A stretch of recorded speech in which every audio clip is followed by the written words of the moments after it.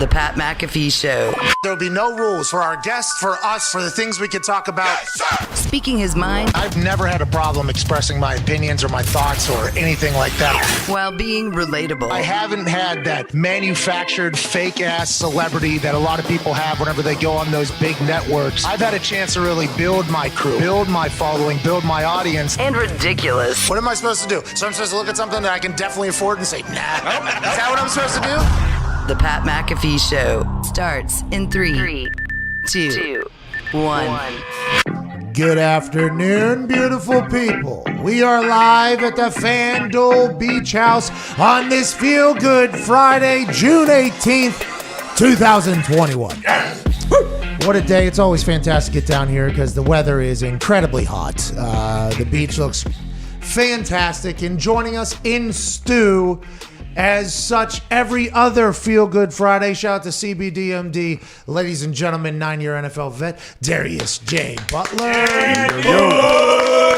Host of the Man to Man podcast and also Everything DB. We appreciate the hell out of you for joining us. Darius Butler at Boston Connors here. Ty Schmidt is here. Foxy and Zito are behind the camera working back there. We appreciate you, boys. Thank you, guys. 1-833-4 McAfee is how you get involved in this show today. Bring it if you get on. We can't wait to chat with you. Two massive guests, aside from just Darius, who has become a part of the show now at this point on Fridays, Sugar Sean O'Malley. Another right hand from Sugar Land will be joining us in about 6 minutes or so. He has a fight coming up, I think like 24 days or something like that. Cannot wait to chat with him. Saw him bomb a football with his right foot just a week or two ago. Like an actual bomb of a football. Yeah. Incredible punt. It was great for the brand. And the guy who was murdered the other day by Chris Long, Ian Rappaport, host of Rap Sheet and Friends, will join us in the 1 o'clock Eastern Daylight Time just to let us know what the hell we should be potentially talking about in the NFL world.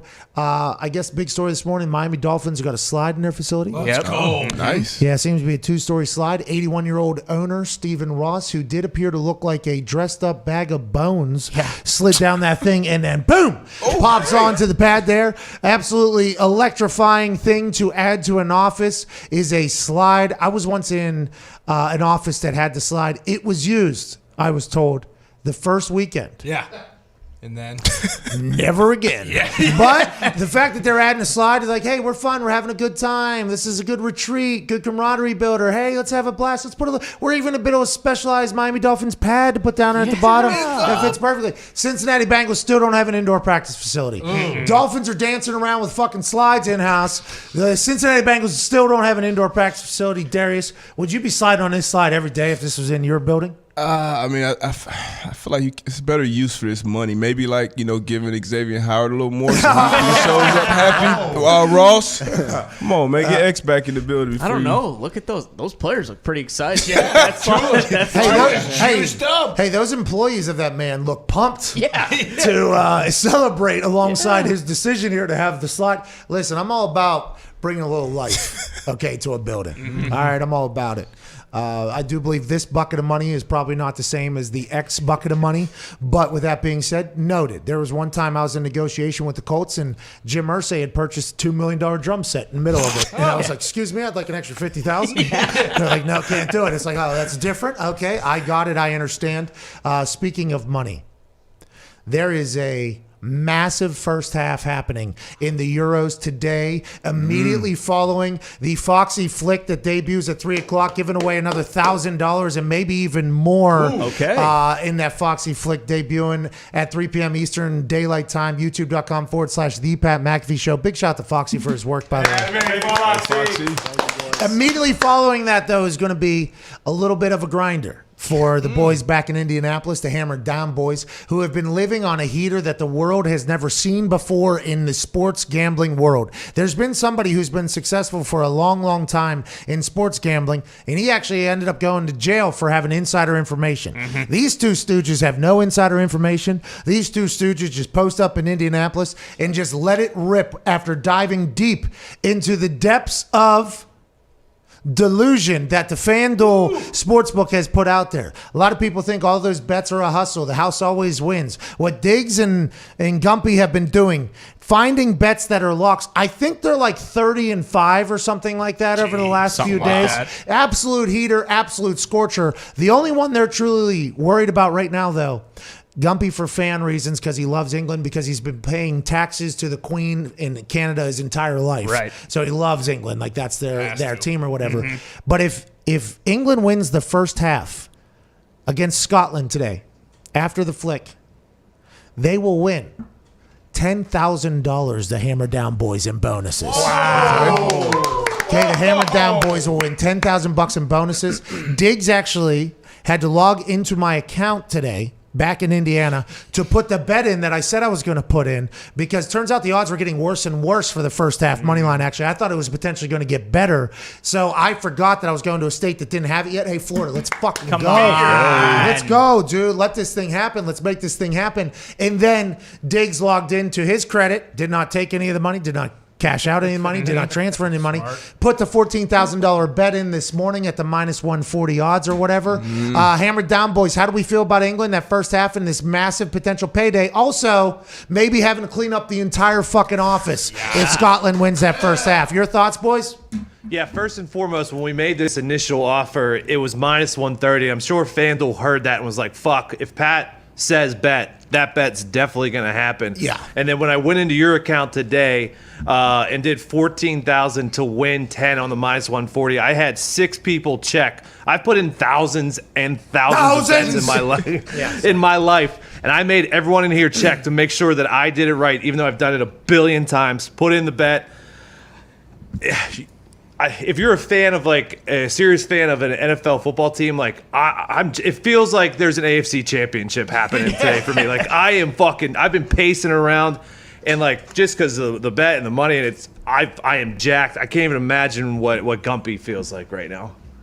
Yeah, there's no sleep last night, Pat. If they win this thing, there will be reasons for noise complaints at the old apartment game. Hey. It's a rainy night in London, just the way we like it. We're bringing it home. England first half. Here we go, lads. Hey, rainy, huh? A little bit of an under. Probably going to be a cagey affair. Maybe that ball's going to be skipping out there. What do you think?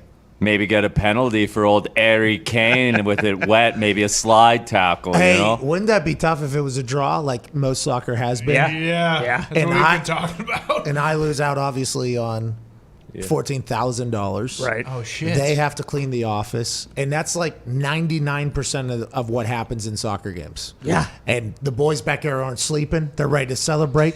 Diggs gets nervous putting the bet in, a team that he cares nothing about now. He has a direct relationship with, because there's probably a couple $1,000 coming into his bank. I don't know how they're going to split it. What are you going to do with how are you going to split it? Have you figured that out yet? I had an idea, and you were like, the bet is for the Hammered Down crew. And pretty much every single human being in the office has been on Hammered Down. And I thought, maybe we should just split it amongst the office, and then you fronted it, so you take whatever you want. But the rest of it, we split it amongst the office except for one human being, Evan Foxy. He gets fucking nothing. Oh, you scumbag! Whoa, what happened? And also, there will be one share that goes to someone who is watching Hammered Down live today, right after the Foxy flick, which he does a great job every single week on Mr. Friday Night. He came in here like he normally does, and he tried mushing the fuck out of this bet. He came in here, and he took Scotland first half yesterday. Wow! Let's go, lads! This dude is demonic, bro. What is that? Why are you doing that, Foxy? Why do you gotta do that? This is a big thing for not only, the Hammered Down Boys, their fans, the whole office. How about me? How about the entire country of England, too? Why are you getting involved in this? I said I'm very excited for the boys. They can win a lot of money today, but you know what helps me out, Pat, is a clean office, and I want them to clean every single bit of that office. Let's go, Scotland. It's coming home to Scotland, absolute baby. scumbag. Anytime anything good is happening, people are happy. This scumbag comes and sits in that chair every goddamn time. He's crossed the the line. It'd be a real shame if an alligator came through that back fucking window and shot Hey, his I heard fucking there's no legs gators off. over here, by the way, because we are that's a shame. Yeah, because golf's over here. We got salt water. Do me a favor then, Pat. Put a puck in his fucking teeth. I do not have a stick down here. I wish I did. The last time we did that, I started banging the ice. All right, hammer down, boys. We'll check back in with you probably closer to when your money is either being made or the office is being cleaned by you guys. Appreciate you guys. Good luck out there. Thank you, Pat. Great heater. And you guys are going to continue to be on a heater, I assume, until this man fights on July 10th at UFC 64 against Louis Smolka in a bantamweight division battle. Another right hand from Sugarland is inevitable. This person has become one of our favorite internet humans, let alone fighters. Ladies and gentlemen, the bantamweight champion of the future, the undefeated when fighting actual fights, Sugar Sean O'Malley. That's what I'm talking about. Thank you, guys. Thank you. I'm jacked to be here. Hey, I'm jacked that you're here, dude. We got to fight a little bit away. What are we training? We're gaming. We're living. We're chilling. What's going on right now in your life? Little bit of everything. Gaming today. I'm gonna take the day off. Got sparring tomorrow. 3 rounds. With 3 fresh people, so I'm basically fighting 3 people for 5 minutes tomorrow. So I'm gonna take the day off, make sure I'm feeling real good. Smart. It's been a long, hard week. You know, a nice recovery day before sparring tomorrow. Yeah, I grabbed a large coffee on the way here today because I knew I was gonna be on the show. Usually I get a medium, but I grabbed a large today. Let's go! Hey, enjoy Feel it too. It's running through my veins. Yeah, absolutely. And I could see it, by the way. It's coming through your voice there, electrifying every time you start to speak, pal. Thanks to that large coffee and to you for existing in general. But let's talk about your sparring tomorrow. 3 rounds, 5-minute rounds, new fighter every single round. So you're fighting fresh. Is that full fights? Is there helmets on? Are we hitting? And is tomorrow a really big, is the reason why you're resting for it is because this is like an actual gauge for you on what you potentially have to work on until July 10th? Or is it just you want to beat up everybody you fight? No, it's just a natural progression throughout camp. You know, I start at the beginning of camp 1 round, do 1 round for a couple weeks, and then 2 rounds. And now tomorrow will be 3 rounds. Everyone does their camps different, but yeah, there's headgear worn, and tomorrow's MMA round, so we'll use 7-ounce puffy gloves and shin guards, and you take care of your partner. You don't try to knock them out to the head. You go pretty much 100% to the body. I had one of the sweetest finishes. You're not supposed to talk about sparring, so I'm not going to bring up names.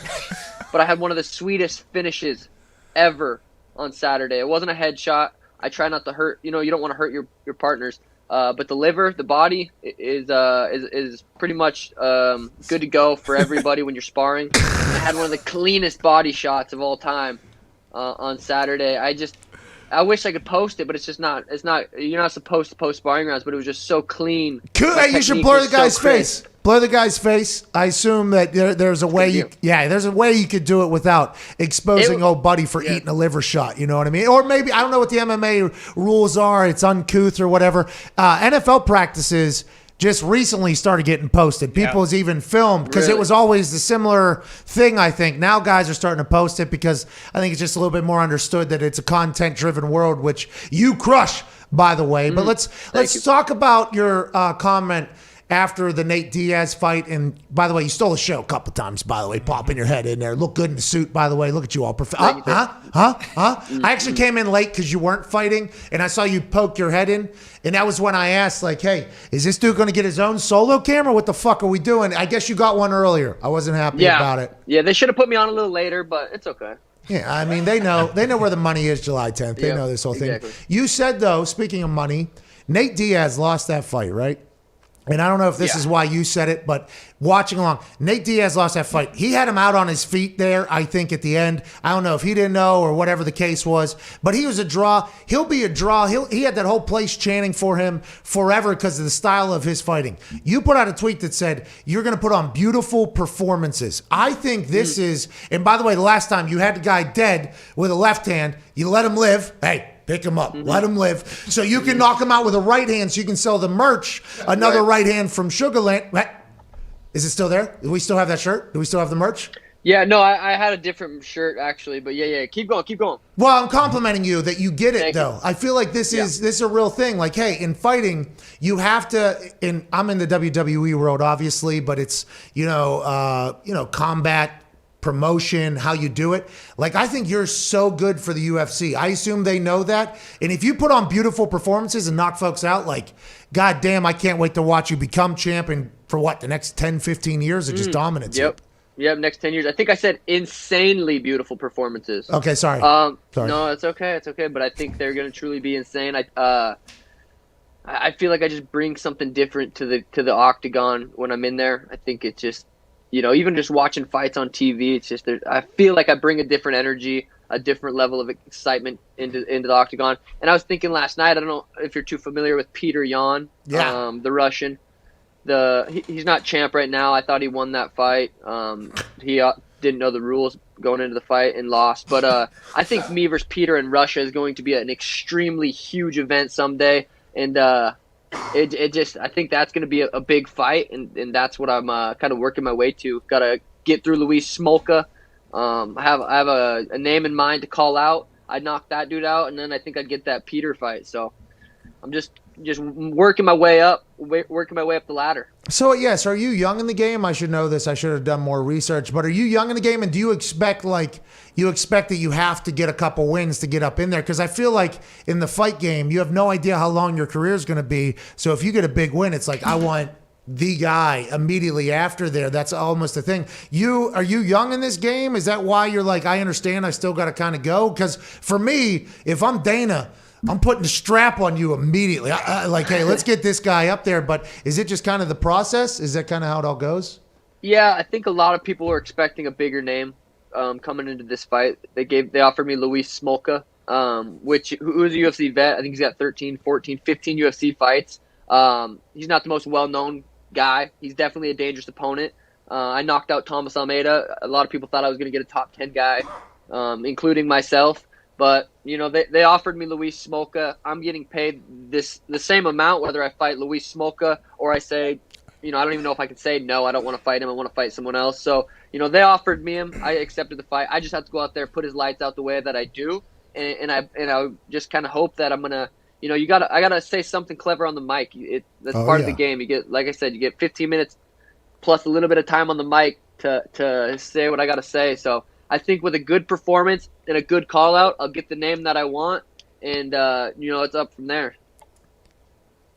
Are you practicing your promo while tired? Like tomorrow, after those 3 fights, are you practicing the promo too? Dude, that's a good idea. I didn't think about that. I gotta get my heart. I gotta hit like a couple sprints on the treadmill, grab a mic, and that's a good idea. Make sure my heart rate's up when I'm trying to spit fire on the mic. So there's a hilarious story about Outkast. Outkast, whenever they came out with Stankonia and everything, they were in high school. They used to run laps around their neighborhood while rapping so that they could perform and do everything like that so they could do it. Then once I got into the WWE and I started doing some things and then I had to talk afterwards, there was a couple... Okay, Jesus Christ, I am dead tired. The brain in the mouth is not as good. I think the promo game is a big deal, and you only get a couple times a year to perform. So I think we gotta, you know what I mean? You're the guy. We need it. Yeah, no, I think I'm have some ideas in my head right now. I might have to go home after this and practice those. That was a brilliant idea. Thank you. Hey, no problem. Where's this? Is this your studio here? Yeah, this is my gaming house. My little brother just moved down from Montana, so they're staying at my house, my gaming house. I just have one of my rooms set up to stream and game. Speaking of gaming, I was taking some notes from your VR boxing. Oh shit! I have a couple things that might help. Some ideas. All right. I've been watching your tutorials, by the way. Oh, good. So that should help. That should help. Cardio first thing. Obviously, you got to maybe get some more nasal breaths. You were heavily mouth breathing, which is fine. It's part of fighting. You get tired. Okay. You can't fight with a shirt on. That'll fuck you up. First and second of all. Yeah. You're right. You have a nice right hand. But you got to mix it up. You can't throw 7 in a row. At some point, it's going to hit. You know what I mean? But I think if you mix it up, maybe you threw a couple jabs in there. I did like that, but maybe double up the jab, then that right hand. That right hand was nasty. It had power and speed. I'm serious. It was beautiful right hand, power and speed, but you got to, maybe level change, hit him with a jab up high, maybe a jab to the body, and then come over the top with that right hand. I thought overall, though, your performance was pretty good on the videos that my little brother and I were just watching. When you do switch southpaw, maybe work on your left hand a little bit. But other than that, I thought you looked good. Whoa. Hey, people are saying, more specifically, my opponents in the Oculus, with their reactions to my punches. Left hand's got lightning too, pal. It's not. It looks fast. You just didn't throw it enough. I think when I just saw right hand over right hand over right hand, left every once in a while, but I actually have never done that, and I looked very entertaining. It looked like a good workout. Okay, so Sugar Sean O'Malley joining us today every Friday in the house is Darius Butler. He was in the NFL 9 years. He was a teammate of mine. He just got the Oculus 2 days ago or last night. He was boxing last night. Now he's knocked out nobody, I was told, but he looks really good. It's real. Like that, no, not yet. You haven't knocked anybody out yet, but it's real in there. He's in much better shape than I, but it's like a great workout for you. Obviously, you don't need it, but it's awesome in there. Yeah, it's some good cardio, man. I was throwing, I was working on my jabs. I wasn't just throwing haymakers in there, but you figured out the little glitches on the game to get knocks out. I figured it out. No, there's no glitches. There's no glitches. I figured it out. It is a real thing. Did he figured out a little cheat code? Yeah, he got something. Hey, he knows what he's doing. When you train there, okay, because I train in the Oculus, I'm fighting guys from the Philippines, I'm fighting guys from Mexico, these guys. The toughest. And by the way, it's hard to make them bleed. They're robots. You know what I mean? It's tough. But I do that whole thing.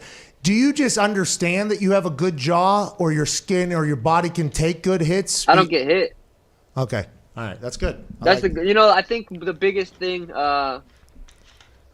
Who's that? Sorry, is that Dana mommy White? called. Oh, your mom. Okay, I thought it was the Dana. biggest thing for me, even since I started when I was 16, is like I didn't like getting hit. That was always like the number one thing for me was how can I hit this dude and not get hit? And it's just I've created a style around that. Thankfully for me, I'm long, lengthy. So pretty much everyone I fight, I can stay at the end of my jab, at the end of my distance, and obviously I've been hit. You get hit. I do have a pretty good job from not getting hit so much. But the goal is to not get hit. If I can go into this next fight and not get hit once, that's the goal, and that's in my mind realistic. That's how I plan on going. I don't think, that last fight.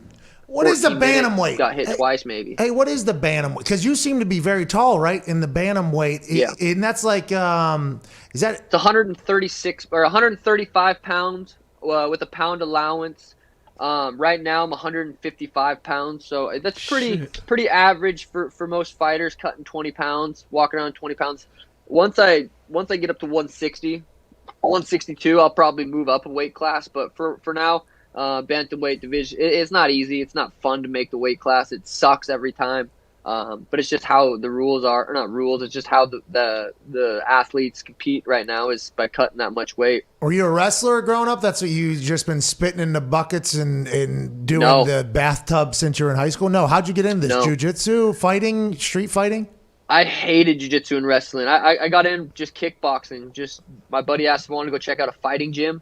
And basically it was back in Helena, Montana. There's no legit coaches. There's no high-level coaches there. It was basically, sparring every class. Hit mitts a little bit and then spar. And I was just naturally, pretty good at it and knocking people out when I was 16. And I thought, that's probably where I got a lot of confidence from was dropping people out at such an early age. I've been knocking people out for 10 years now. So I'm almost too confident sometimes. Go ahead, Darius. Hey, going into a fight, I know going into games for me, music was important. I was a chill guy, slow jam type guy actually before games. What type of music do you listen to going into a fight, and where does that get your mindset? Yeah, that's a really good question. But once we get to the arena, I'd say about. If we're there for an hour early, I'll throw on some Jack Johnson, something slower, something mellow, something chill, just kind of breathing, getting into my breath. And then I'd say about 20 minutes before, we'll switch it up to some DMX. Okay. So, just we'll get gangster for a little bit. Okay. That's how I like to get that heart rate going. I like to, I feel we're going into into war. So no, the first half, chilling, getting into my breath. And in the second half, I'm still feeling my breath. That's the constant. Is just constantly nasal breathing, feeling the breath into my air. And but yeah, it's 20 minutes. We'll flip a switch, throw on some gangster music, and feel good. Must be nice to be able to breathe through your nose, Sean. All right, I don't know if you didn't ride a bike into the side of a truck as a child. You know, that kind of ruined my entire hopes and dreams. When you're walking out to the cage, have you had a packed arena for any of your fight? You have. Yep. And I thought of this as the Diaz fight was happening, so I apologize, but that's the most recent. That entire place popped for him. That entire place, as soon as he walked in there, that walk to a cage to go fight another human while a crowd is basically chanting to you to kill. How that has to be fucking that's a tough high to chase, I assume. I don't know how many of those you'll ever find outside of that situation, right? Yeah, that's my last. Well, I'm fighting at T-Mobile Arena again in Vegas. I fought there March. Last year, I think it was right before COVID. So I fought. It was like the last event that had fans there before COVID was my last fight at T-Mobile Arena. So yeah, I kind of forget. I made 3 walks in the silence at the UFC Apex. So you kind of forget what it's like. Being at the fights last weekend was a good reminder. For me, I do a really good job of. I have one job. I have one mission. That's stay calm, stay focused. Get to the cage. I enjoy the walkout. I usually walk out pretty slow. I take a look around, see the fans, hear the music. I do a good job of taking it all in. But yeah, it's a big. Some people let the crowd get to them too much, get too hyped before the fight. I like to save as much energy as possible for that 15 minutes that I have to go to war. So I don't get too hyped. I do a perfect amount of a warm up in the back. To where I'm warmed up, my muscles are ready to go, the blood's flowing, I'm not going to get injured in there, like I almost did when I punted that football. I didn't warm up enough, so I gotta make sure I'm warmed up, plenty, and make the walk. I want to let you know, Sugar Sean, I hope our friendship grows and blossoms and continues. But if you would have got hurt doing what I did for a living, that would have been tough for you. I think every conversation, you know what I mean? Like, yeah, my hamstring tingled for a second. After it, I was like, "Oh, I warmed up. I thought I warmed up enough. I hit a couple laps, hit a couple stretches, but realistically, it wasn't enough." Hey, you fucking bombed that thing. I mean, I don't know if that is ever something you do. Kickboxing, it makes sense. You bombed that ball. It's very impressive. Go ahead, Connor. Yeah, Sean, you just mentioned moving up weight classes. Is your goal to be a double champ and have the bantamweight belt and, the 155 belt, or are you just going to, see how it goes? Yeah, the bantamweight 135 and then the featherweight's 145. But yeah, of course, that's the goal. I feel like I have a good frame, a good body size for that. Some people don't have the right frame to be able to go from one class to another. And for me, 35 to 45 is only 10 pounds. So it's easier than going from like 55 to 70, which is, obviously more. But yeah, that's the goal. Be bantamweight champ in the next couple of years and then move up 145. I'm going to be in this sport for probably another 10 years. So we could be looking at a champ. Champ. Depending upon how comfortable you get at meals too. You never know. You might be able to. Yeah, you never know. Might move up a little bit. Exactly. What do you eat? Nothing? Do you eat all year round? Are you a grilled chicken guy?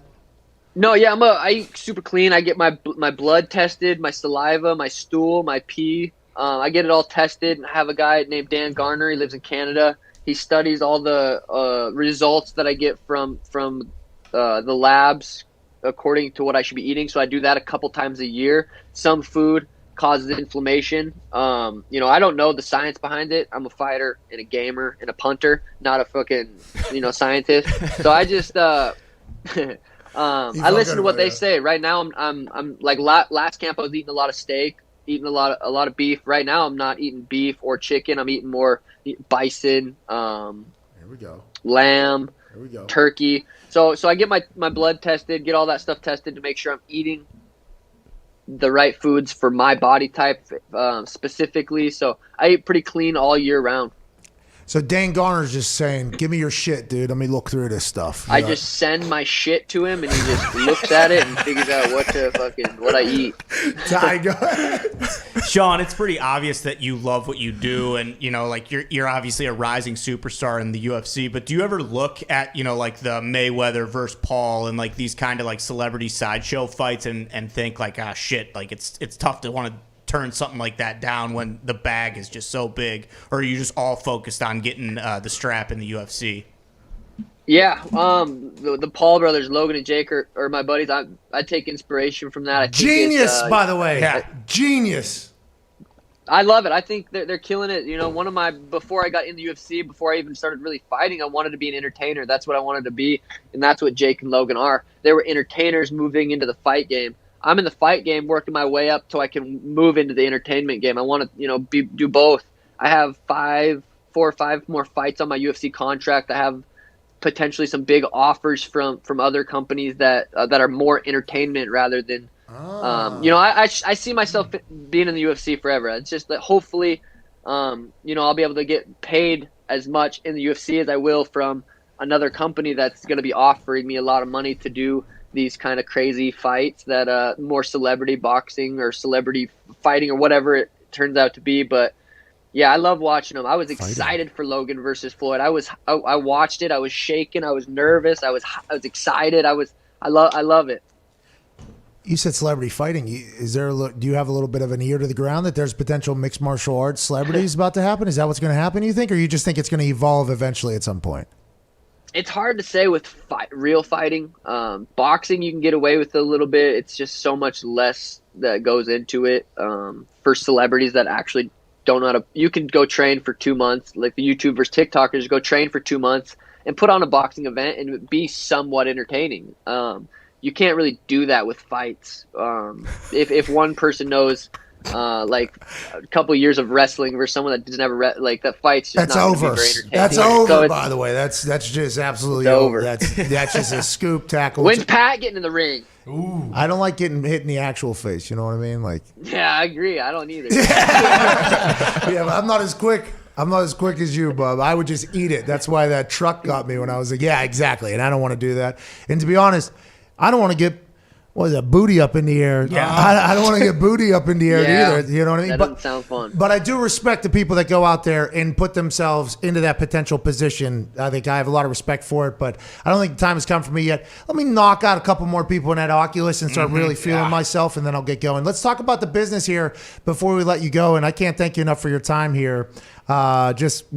20-some days before your fight here, July 10th. 1 day before a massive sparring session to see where you're at. Let's talk about the business, because you seem to be a good businessman, obviously.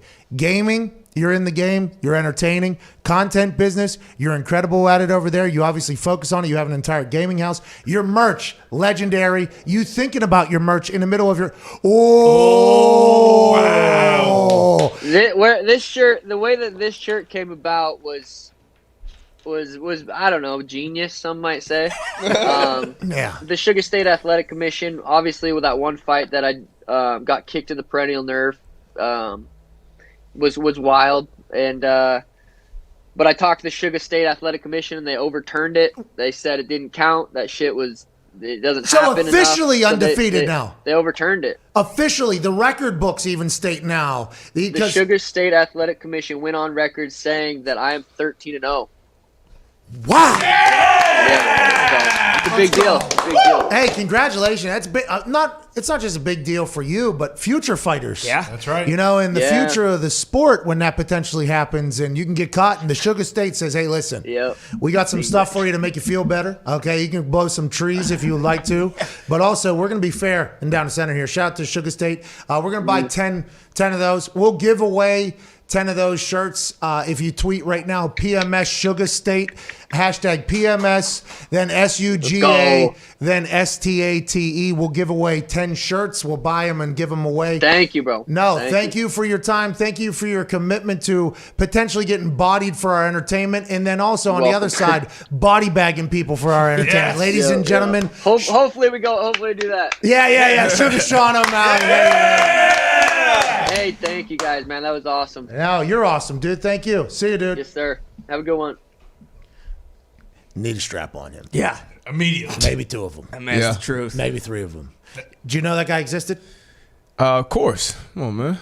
Sugar Sean undefeated, 13-0. Whenever he did the, I think that was when I met him, right? He had the braids in. I think he did like a shimmy at one point in the middle of the fight. I think he even did one of those. The braids were all different colors, right? Too. Yeah. And then the next fight he had, after that performance, he knocks guy basically out left hand. Guy's out. He goes down. Literally looks at him and backs up, and the commentator's like, what is he doing? This young, dumb fighter basically not taking advantage or whatever. So then, like, I don't know how many seconds later it was a right, and the guy was dead. And he came onto our show and said, yeah, I had him down there, but I already had merch made. And it said another right hand from Sugarland. So he let this guy. Oh, that's some legendary shit. Yeah, that's what I said. In the ring, this guy is like, oh, God damn, I didn't. Get up, please. Come on, guys. This is $10,000 to $15,000 in overhead. Okay, and merch that I have already in the warehouse ready to ship out. Get up. Oh, he gets up. Okay, thank God. All right, we're not through. By the way, you should have just been doing what I did the entire fight. Sean, right hand. Should just throw that right hand. Should just throw that right hand after right hand after right hand. We got to get to a break. We're back on the other side. More conversation about what's going on in the world. Big thanks to Sugar Sean. I'm a massive fan of that guy. Yeah, he's incredible. I'm a massive fan of that guy. And if you weren't watching along at youtube.com/The Pat McAfee Show, tell him the volume was really far down. That's on me. It's on here. It was turned down. I apologize. But Jay, good work back there. Everybody back in Indianapolis, good work. And big thanks to Sean for joining us, man. He's electrifying. Yeah. What's the other companies that are paying more that are more in the entertainment business? I don't know. Got to be thinking about those, the show times. Let's see what they're doing. That type of stuff. Imagine him just boxing these celebrities. Yeah. It would just be so much That'd be fun. awesome. UFC celebrity fights. He made a good point about that. That would not be good. See, I would feel much more comfortable in that as opposed to a boxing thing. Really? No. Yeah, I think so. Against another celebrity? Yeah, I'm not fighting a real fighter. Okay. That's Against a different. celebrity? That's different. Yeah, okay. I am spearing this person. Yeah. And then, by the way, if they lift them up, okay, cool. We're going right back down to the ground. I think against a celebrity. Yeah, for sure. That is something. I'm with you there. But an actual fighter, no fucking chance. By the way, put on the Oculus if you're a real fighter. You could break a couple legs. I think so. Yeah, with the kicking too. Yeah. Like I think I could really get going. But I don't think you're going to see me in a lot of those situations, unless there is a hilarious guarantee on that thing. Yes. I won't pull a Conseco. I won't dive. You know what I mean? I wouldn't do that. I wouldn't put up a fight. Yeah, you have to. The reason why I don't do it is because I have no idea how it would go in there. Because in the Oculus, it feels very easy.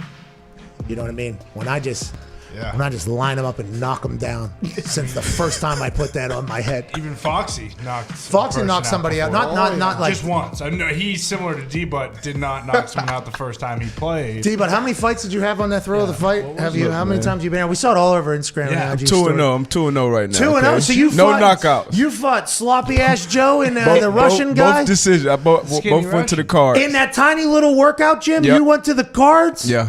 Oh, couldn't be me. Couldn't be me.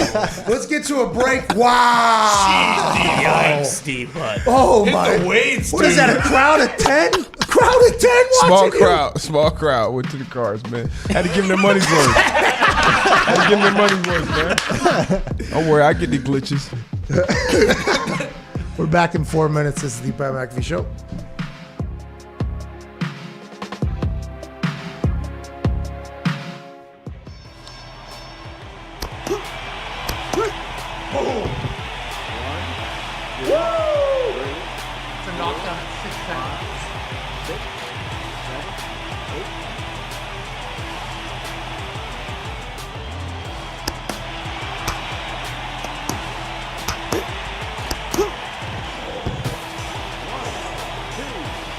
He might be dead. Come on. Come on.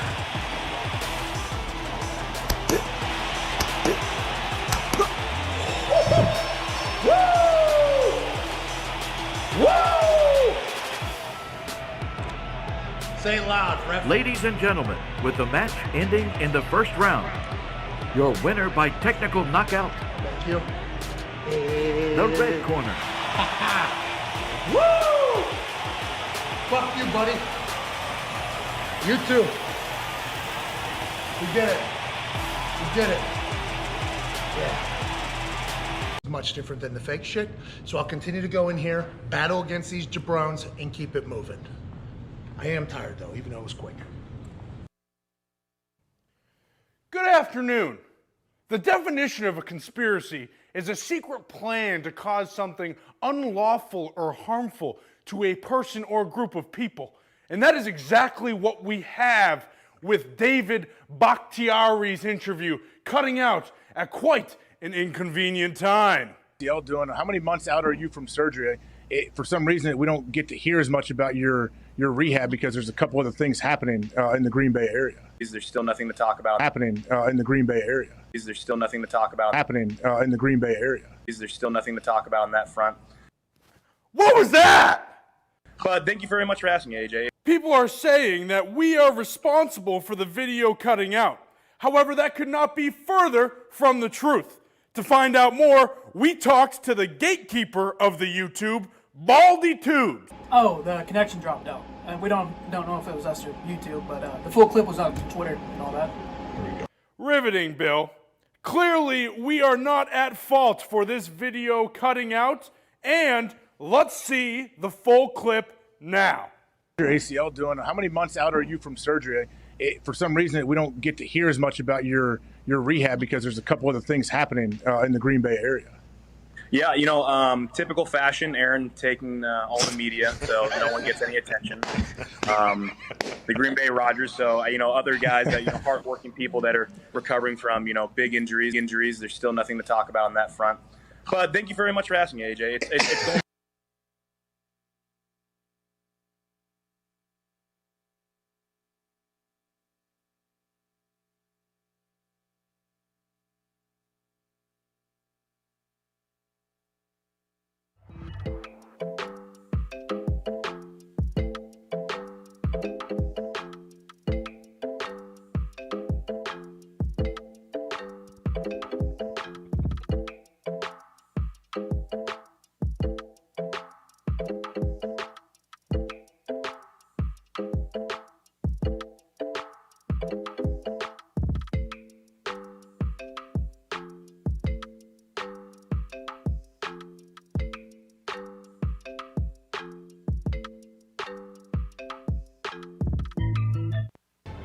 This is the Pat McAfee Show on Sirius XM Mad Dog Sports Radio. We thank you for taking the time to seek out this small regional show that streams internationally. Here's Pat and the boys. Welcome back to that show on this Feel Good Friday. Shout out to CBDMD live from the FanDuel Beach House in Tampa Bay, Florida. Boats. Let's go boats. Big win last night by the boats. Go boats. Hey, let's go down Tampa Bay boats. Come on, boats. Hey, the boats don't won the Lord Sanders Cup last year. They're going to win again now this year, aren't they? Yep, here we go, boats. We are live at FanDuel Beach House, obviously, because FanDuel is the greatest sports book that is available anywhere. And if we're not in a state that you live in, we're coming. Okay, we're trying our best. We're obviously currently in the state of Florida. FanDuel's not available here. So this morning, Tone Diggs back in Indianapolis, Indiana, had to log into my account. Ooh. That's a massive amount of trust, by the way. Oh, yeah. Both parties. Yeah. Massive amount of trust, both parties are. Logs into my account to place a $14,000 wager on the first half of England-Scotland, with England hopefully getting the win. Diggs' future fate was on the line while he was putting this bet in. Will the Hammer Dahn show get the winnings, $10,000? And give away to some of their listeners and viewers live? Or will they have to clean the entire office? Boys, we're getting closer and closer to kickoff here of this England-Scotland game in the Euros, which we've all tried to watch. It's been tough. But now that we have $14,000 on the line on one half, I assume we will be invested. Oh, yeah. Gumpy loves this. Diggs now loves this. What are the thoughts now, boys? How are we feeling? Do we potentially think that since Foxy is on a heater and he picked Scotland, this could come back to kind of bite you guys in the ass? Or are you guys still on a heater as well after a big victory sesh last night? Yeah, we're still rolling. Nick had a couple hockey hits. I mean, Foxy just gives out a pick once every 2 weeks to piss people off. I wouldn't say he's on a heater. Just waiting for the lineups to be announced, Pat, and see who England's putting out there to start this thing off. What do you mean? Are we seeing it? They're putting the best 11 players on the fucking pitch, right? Isn't that what we're doing? Hey, we got a deep squad, a bunch of young guns. You don't know who could start for them today.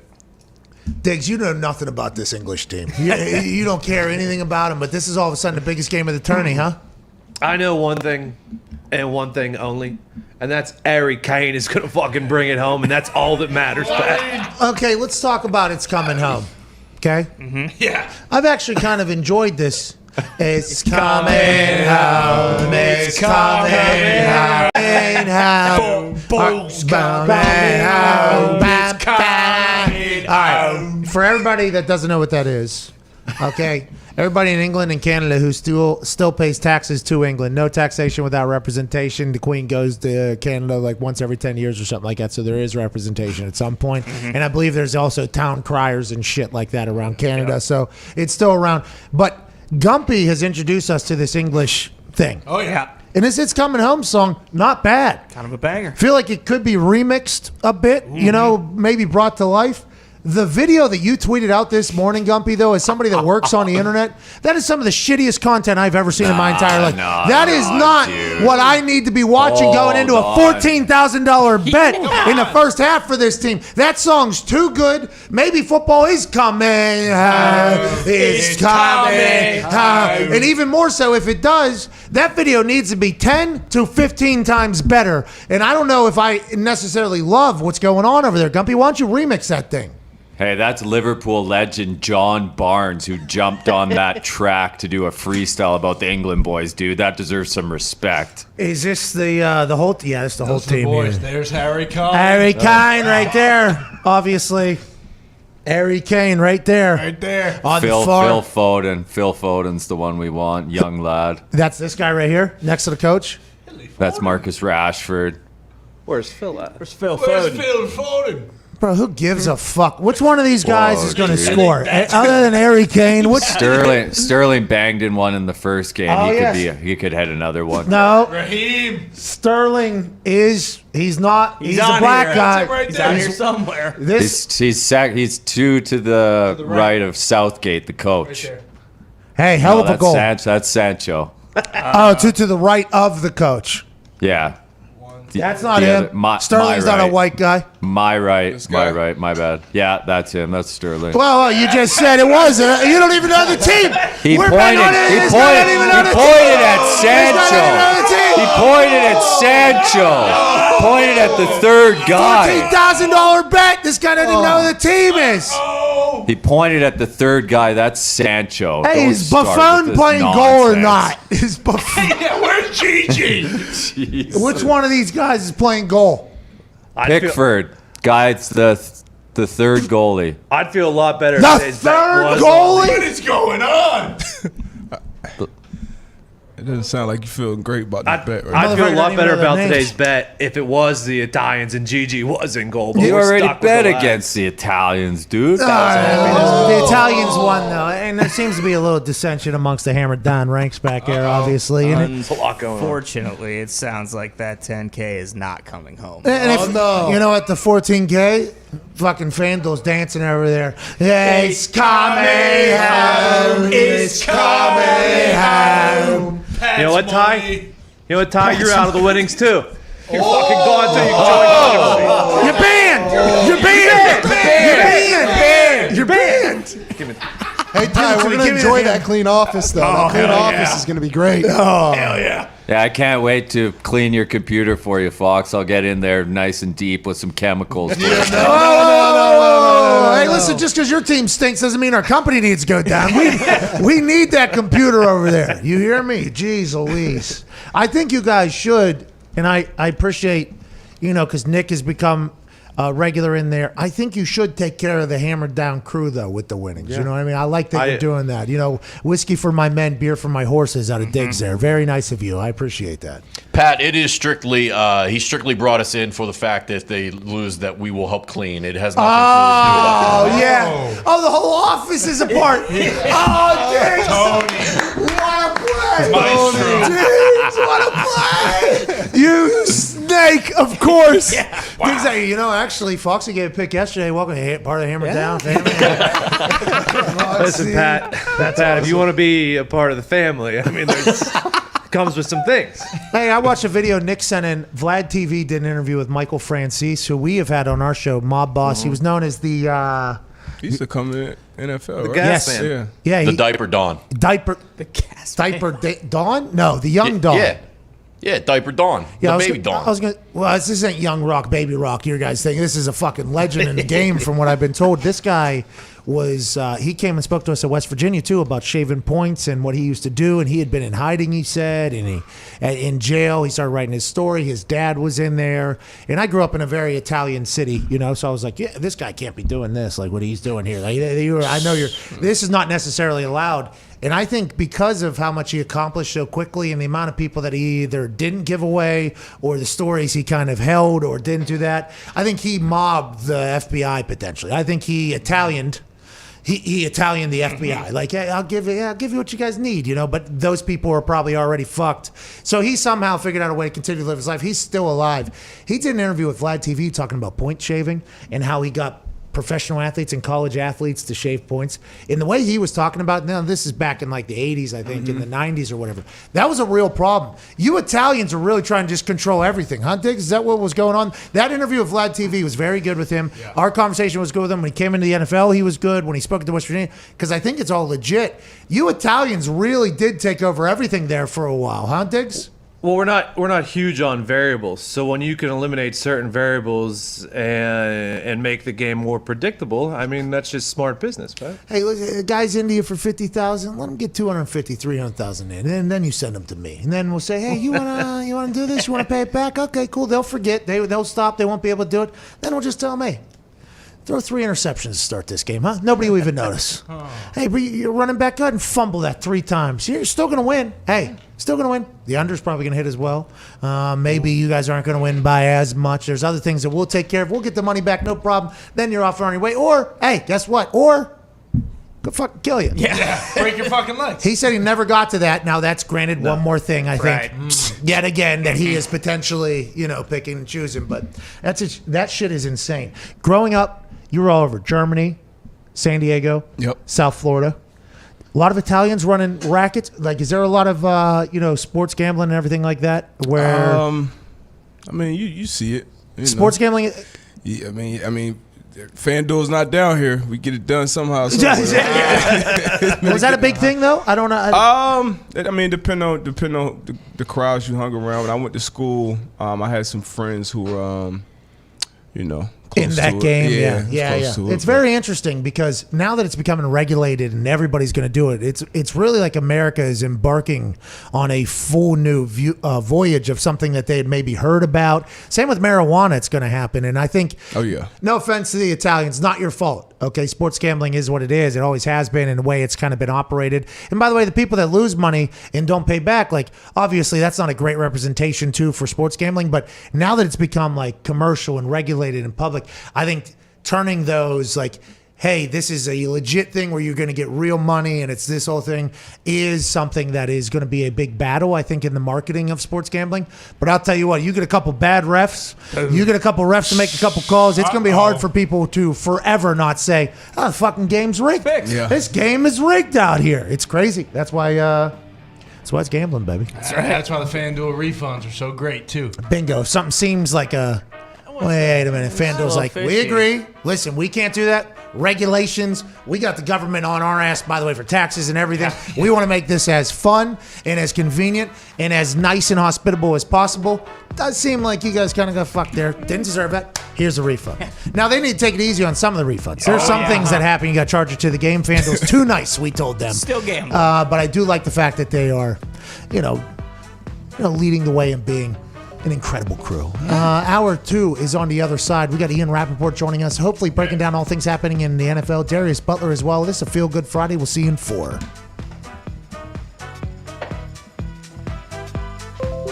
Today's event is me versus a Carolina Reaper pepper. A pepper that has what? 2.2 million Scoville on average. I think it's pretty much the hottest pepper in the world. In comparison, a jalapeno is 6,000 scope. For every second after it is in my mouth, I don't grab this milk. We'll give $25 to a random person in the comment section right now. $4,500 feels like a good amount to give away, though. And that'd be 3 minutes. This is going to be a long 3 minutes. That's redder than devil's dick. That crunch. How we doing so far? Doesn't look too bad. I should have taken a drink of water beforehand, though, because I think I had a dry mouth. I had a little cotton mouth. Oh. Oh, okay. Once the hiccups start, I think you're just about done for. What's your biggest regret in life? Do you have 2 more minutes in you? I think it's just starting to hit like the peak. The curve on this thing is just starting to go up. You are handling this much better than Bill did, though. You are, yeah. Billy Tubes was puking 10 seconds in. 130. 130. It burned my esophagus. Do you feel like you're going to puke? Oh, I do. And that milk looks ice cold, too. No! Beer that broke my heart. Hey, one more. I'm getting lightheaded now. Yep. Now we go. Now we go.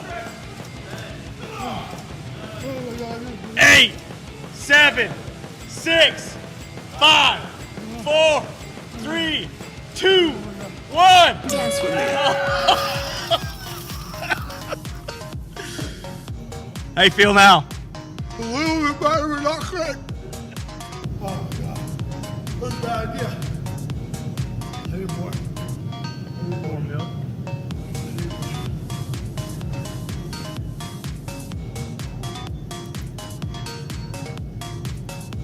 Oh, God, God.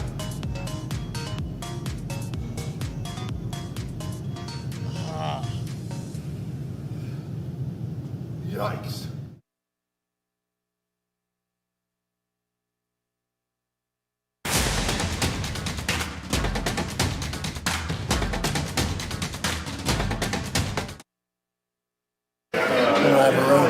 Been up since 5:30 a.m. right now.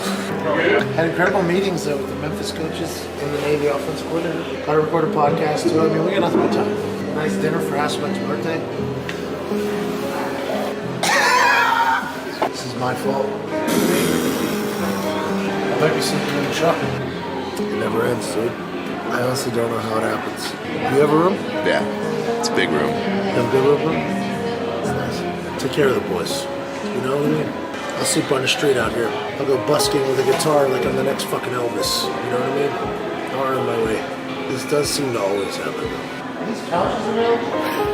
Back on a pillow too. I'm gonna need it because I'm gonna be sleeping on a fucking bench. I'm gonna go to the bathroom and brush my teeth. Okay. Thank you. Okay, bye-bye. No big deal.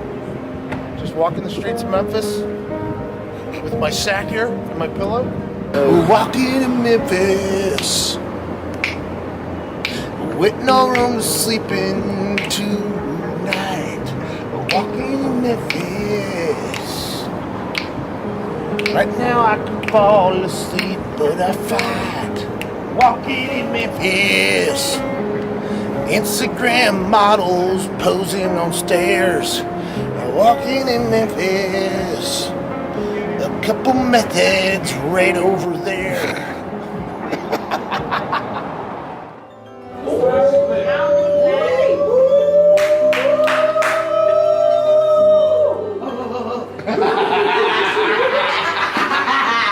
My last hotel didn't have a room for me. Baby, we have a room for you. Come on. Hold up. Do they set up a room for you here already? I found you, baby. I got you.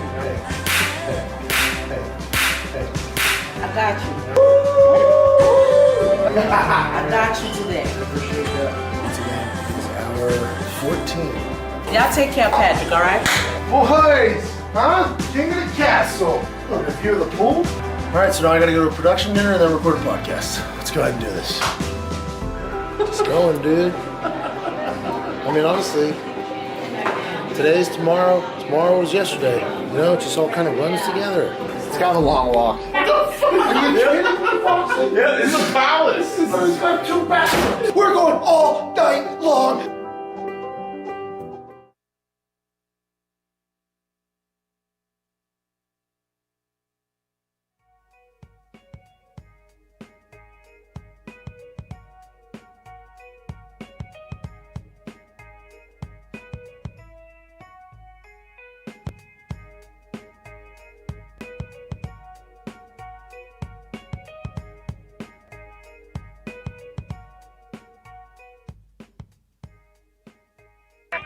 The Pat McAfee Show. There'll be no rules for our guests, for us, for the things we can talk about.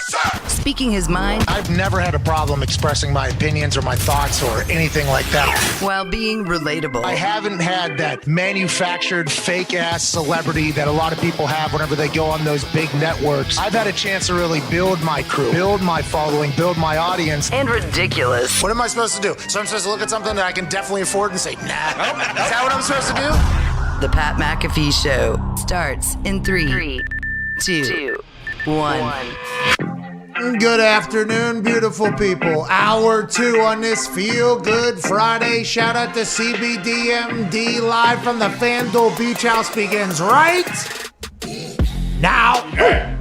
I guess we lost a little bit of internet down here on the YouTube in the first hour. We apologize at youtube.com/The Pat McAfee Show. To everybody that's rocking with us there. The internet, I guess there's a little bit of a spike, kind of kicked us off a little bit. Zito, is that accurate? That's the initial reporting? Yeah, someone spiked us.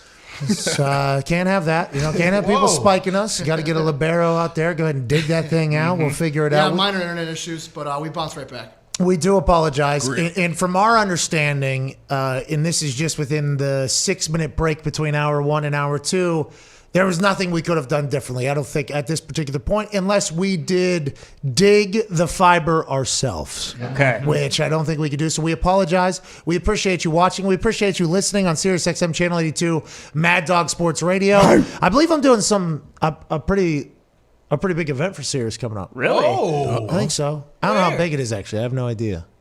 I think it's just going to be on on the internet. I think. I don't know if it's been announced yet. Am I allowed to do it? It has not been announced yet. Breaking. I haven't seen it myself. All right, so I shouldn't. Breaking news. No, I don't know. I don't know if I should, actually. I don't want to. It's pretty cool, I think. It's very cool. Really? Yeah, I think so. I think it will be. This is a big event. I don't know if it's big, but I think it'll be a cool event, if that makes sense. Okay. Yeah. I'm excited. This Let's go. is one of the first times that Sirius is kind of, they put us in a commercial during the Indy 500 or whatever, right? They had me and Aaron chatting, laughing as a part of the commercial, which was dope. Like, that was really cool because our relationship with Sirius is an interesting one. They license our show from us, basically. So we run the show. They license the show from us, put it on Mad Dog Sports Radio, which is very cool. But we're not in there every single day. It's not like we're Sirius employees, Right. So we don't get a chance to interact as much or kind of hear from people as much, I don't think.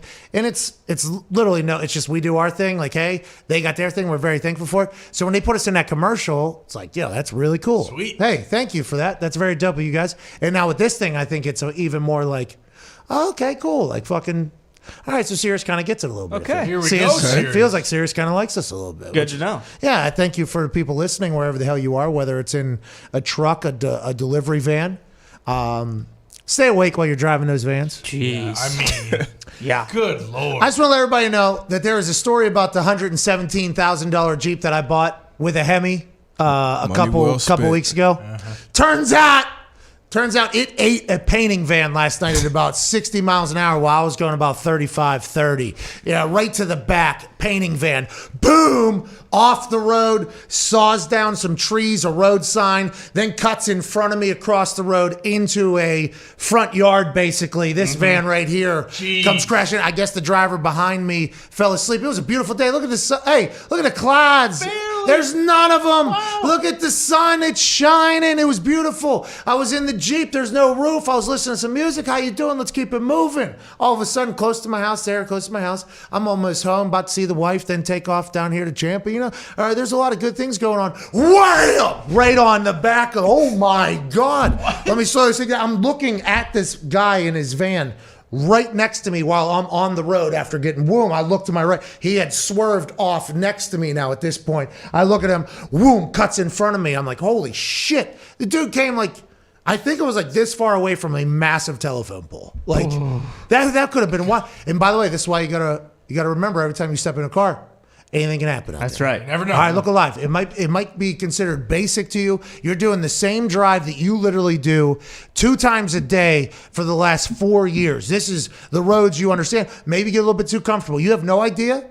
There might be a painting van behind you with 13 to 14 ladders on top of it that just come flying into you at like 50, 60 miles an hour, and you're almost home. You got to remember, you always have to be alert on the road, and you also potentially buy a $117,000 Jeep that's souped up to the gills that has a Hemi in it, because the only thing that happened to your car after getting rear-ended at a pretty high speed is a couple little nicks, a couple little scratches, a couple little fixes. We'll clean that right back up to shiny Mecum Auto Auction ready. In the other car, obviously you saw, it wasn't just my Jeep in it though. It hit like 2 trees, a road sign. Yikes. It was crazy, dude. Probably 4. What was it, about 4:15 probably? 4 o'clock, yeah, about 4:15 I think when that whole thing happened, just out of nowhere. Glad everybody was able to walk away, man. Bingo. He was good, by the way. Okay, driver of this was good. Passenger seat was good. Neighbors all came flying out, obviously, because it was very loud. Everybody seemed to be okay. It was great outcome, obviously, for what could have been absolutely insane. I think the driver fell asleep is the story that I was told there. Sure. I was asked if any damage happened to my Jeep. I looked back. I looked at it and said, of course not. No. It's a tank. Of course not this fucking tank. That thing's probably out of commission forever. Oh, yeah. By the way, potential final destination while I'm sitting there waiting for the scene, it became a scene. I mean, it became a scene very quickly. Imagine if Jeep, no roof, that guy rear ends me, very fast pace, right? By the way, he came very hot. Like it was very, very hot. Imagine those ladders that are on top of that shooting into the top of my Jeep final destination. Probably behead you. Can't have it. That's what I'm saying. I thought about that while I was standing there. I was looking around. I was like, holy shit. imagine if I fucking eat one of those ladders. This is insane. Happy everybody's okay. Here Me we go. too. Yeah. Just goes to show you and reinforce the fact that AJ Hawk should not be driving a vehicle. This guy falls asleep behind the wheel. You see what happens. 4:15. 4:15. Nowhere near the time. Not quite golden hour, but especially not in Indiana. Golden hour is at 10 p.m. Right. in Indiana right now or whatever. You know what it is. But yeah, this guy fall asleep in. I mean, it was an insane situation. Speaking of insane situations, this man joins us to talk about all those that happen in the biggest league on planet Earth. Ladies and gentlemen, insider for the NFL and NFL Network and NFL.com, and a man that got absolutely assassinated the other day by Chris Long. Ladies and gentlemen, host of Rap Sheet and Friends, Ian Rappaport. Rap Sheet. What's going on? Assassinated? Yeah, I killed you, dude. Did you see it? It was a slaughtering, dude. Yeah, full dunk on your face, dude. Yeah, I mean, I guess I would. First of all, you can hear me okay, right? I don't have my AirPods. Can you hear me all right? Oh, yeah, you look cool. By the way, this is like kind of like cool, business cash rap here. Friday you know what I mean? rap Yeah, sheet. Friday, feel good Friday rap. Yep. Yeah, you It's sound Friday, good. It's the summer. I would not say I got killed. I mean, it was a little bit of a drive-by. I'll tell you what I did. I wanted to see a little more. What did he say when you were like, hey, bro, like, that's my guy. Don't talk about him like that. Like, what was his response? Oh, whenever somebody on our show said that about you there? Yeah. Well, I assume you did. So what? No, that wouldn't be something. I'm not really combative. We actually talked about it afterwards. Yeah. We said it would be doing a disservice to the entire show if I got combative there, because we never really show that much other times. We're feel good. So we just let him kind of assume that you were somebody's guy in the room. Yeah. He got it. He got the message. He sent him a text. Yeah, he got the message. He understood. You're right, though, Rap. That was kind of how it all ended and wrapped up. He talked about his brother and talked about everything going on. It was a great conversation, but you did get absolutely murdered in it. And we're happy to see you still around. Is there any news going on in the world right now? We were trying to scan. Let me see if we got it all here, right? Okay. The Dolphins have a new slide in their facility. Okay, that's a big deal. Yep. There's pictures of Julio Jones catching footballs. It is awesome. Hey, what he is doing is incredible. Great receiver. Brandon Staley's mic'd up. He has energy. He's a coach. That's crazy. Yep. And let me get this straight. Peyton Manning's potentially going to Amazon, and maybe Calvin Johnson still hates the Lions. I think those are the only two that have been new that are maybe little needle movers. Anything you know about and anything we should be thinking about, or are we in a very dead time right now? Yeah, I mean, I think we're in, cross my fingers, but I think we're in a pretty dead time right now. I mean, minicamps basically ended yesterday. There's a couple, things some teams are cleaning up, maybe a signing or two. Jets have had talks with Morgan Moses. Maybe they wrap that up today at some point. But it's really everyone's getting ready to go away for the summer. So I'm getting to the point for me, where if I call someone, if I need to call a coach or a GM, it better be worth it because that dude is going to be, on the golf course or, in Cabo, hanging with Sean McVay or whatever. It's getting to the point now where everyone's getting ready to go away for the summer. So if something happens, you know that it's really, really bad. Like when JPP had the fireworks accident on July 4th, many, many years ago, that kind of bad. That's what it would have to be news in the NFL probably for the next 4 weeks or so. The rap, when Calvin Johnson was going through, and by the way, thanks for the heads up on that. We're actually taking off next week. Not next week, but the next week after that. You've earned it. Well, it's the first time in a long, long time we're taking a week off, actually, and I want everybody to enjoy it. We're celebrating Ty, but at the beginning of that, it just sounds perfect. From what it sounded like from you there, though, ain't shit going to happen. So I'm pretty pumped about that. I'm pretty pumped about that decision.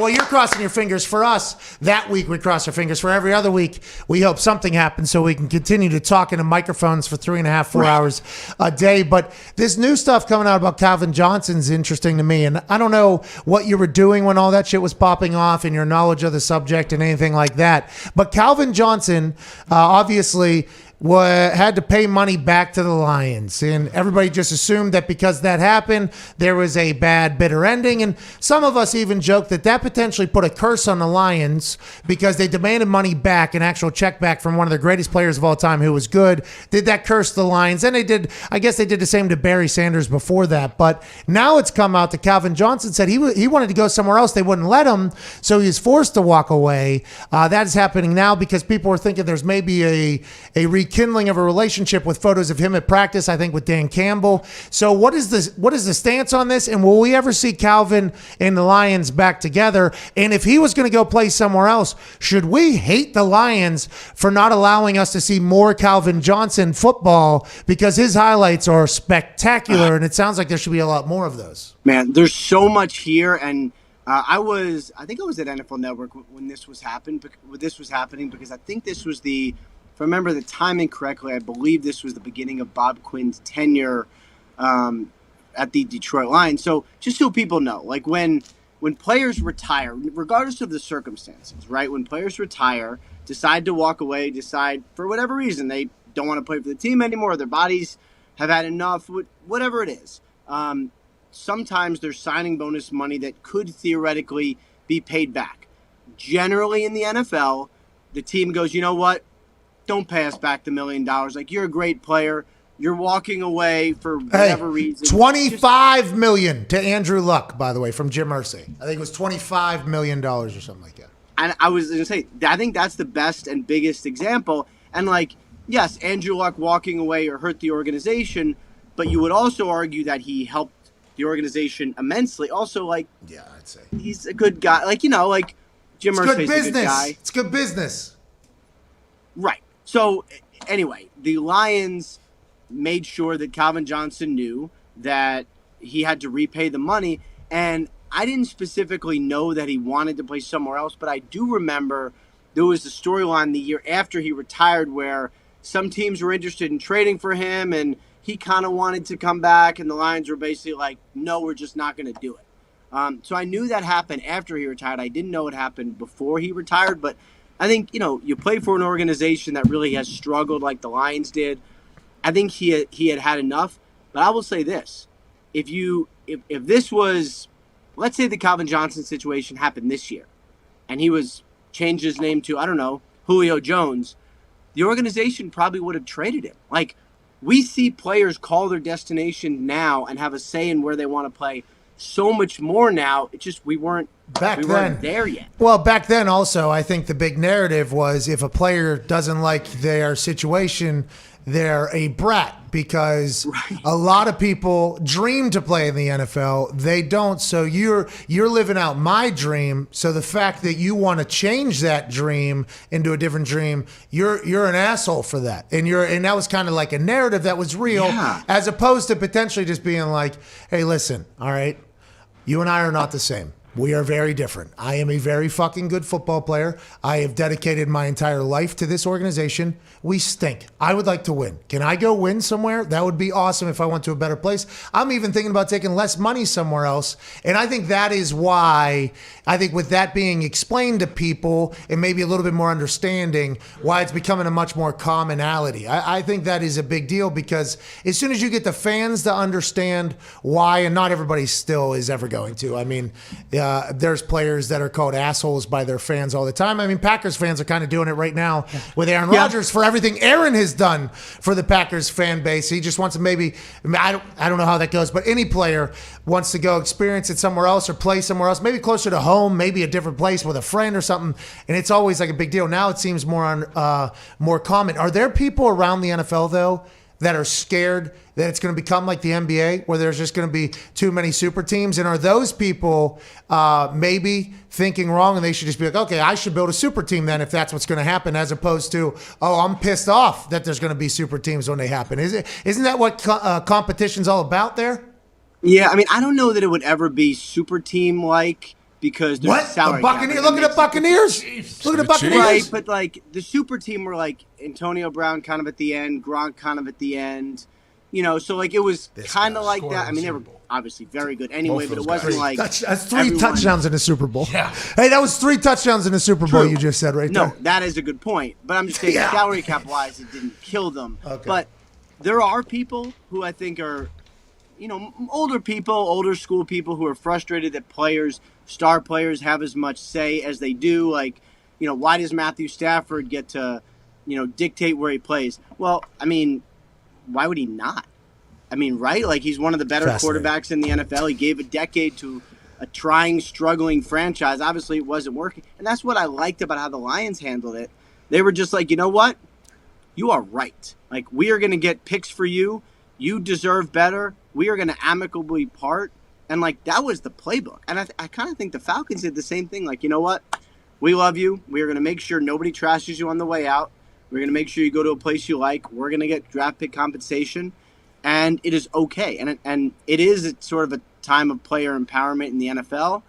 And, like, a lot of the guys who are demanding where they play also kind of deserve a say.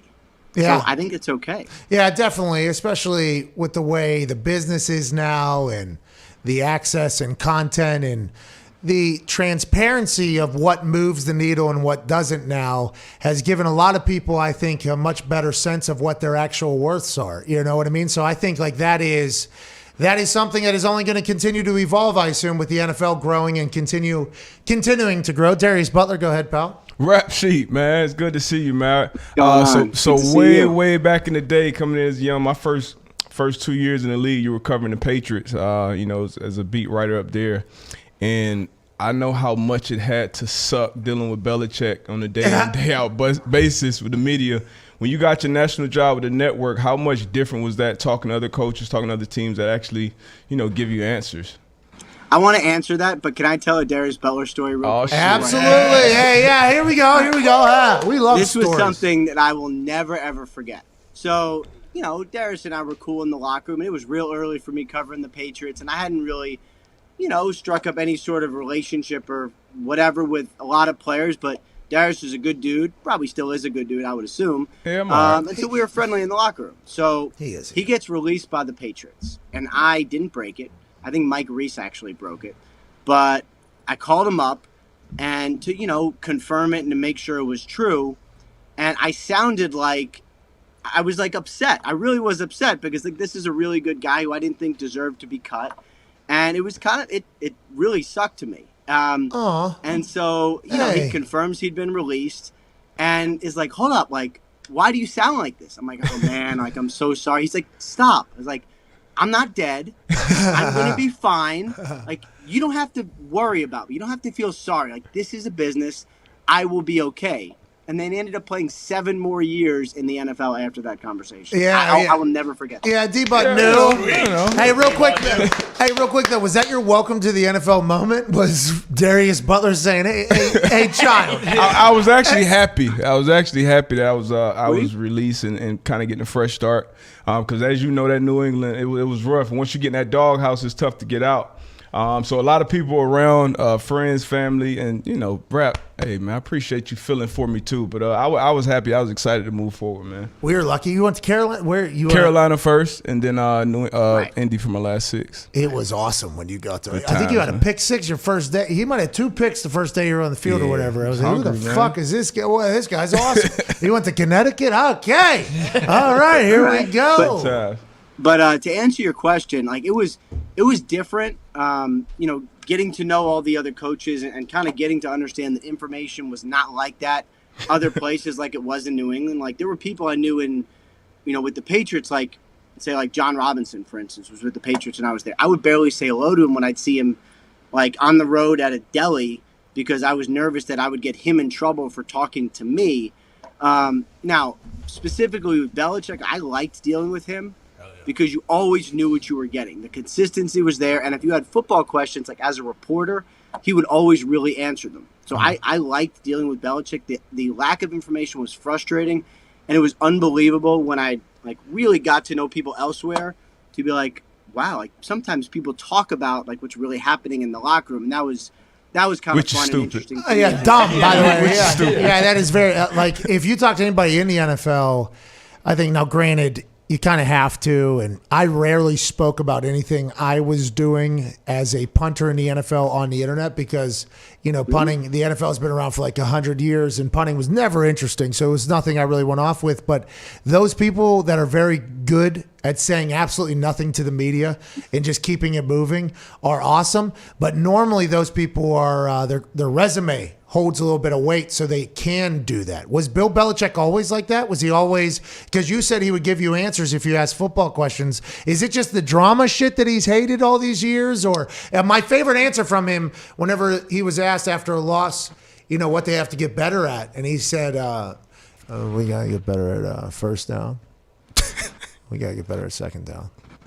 Both sides. We got to get better at third down. And we got to get better at fourth downs. And then it was the next question. Like, what a fucking answer. Jeez. Like, hey, it's the right answer. Listen, we need to get better on every single. Was he always like that, or did that evolve as he continued to build that dynasty of just being the GOAT at both head coach and GM, by the way, which nobody ever says in that whole thing? Yeah. I have felt that first of all, like, my favorite is we'll be like, look, we just got to score more points. Like, the offense didn't do better. We need to score more points. And I'm like, you know what? You do need to score more points. It's a game. He's not wrong. I always took it as this. At some point early on in his New England tenure, he was like, players watch my press conference. And he never told me this, but this was always my read. Players watch the press conference. They get the message that they're going to be delivering to media through him. So because he has the most disciplined interviewer I've ever seen, or interviewee I've ever seen in my life. So he makes sure that he's on message 100% of the time. And he does not care what you think of him. So he is going to, if he has to give you the stiff arm, like he's going to do it to make sure his team knows that's how they need to respond to the media. He's just, because he doesn't care what people think about him, he's able to be disciplined 100% of the time and basically dictate the coverage that we use to kind of report on the team. It's extremely fascinating kind of how he's gone about it. Yeah, those press conferences are seen by everybody in your building, not just your players, the other coaches, everything. It's like, okay, this is how we're viewing this week. My favorite one, I've told this story a couple times, Chuck Pagano going into the last week, we had no quarterbacks. Andrew Luck had died that week, or that year. Matt Hasselbeck also died. Charlie Whitehurst, he died. Somebody else died. So we had no quarterbacks going into the final weekend, or final game. We had no playoffs on the line either. Funny to find that out either as well. So it was a game that was like, okay, we're going into a game with no quarterback. We have no hope. Let's go ahead and enjoy this. And Chuck's big thing was, hey, listen, we're going to win. We're going to get a win. This is what we're going to do. We're going to end this whole thing. And in his press conference, he was asked about the quarterback situation because at that time they had not even signed a quarterback yet. This is Tuesday, games on Sunday. We have no quarterbacks healthy on the roster. He said, we're putting some things together here. We're going to give Pat McAfee maybe a package. And I was watching. I was like, what the fuck did you just say? No, I am not getting a package. Okay, I just saw 3 quarterbacks die out there.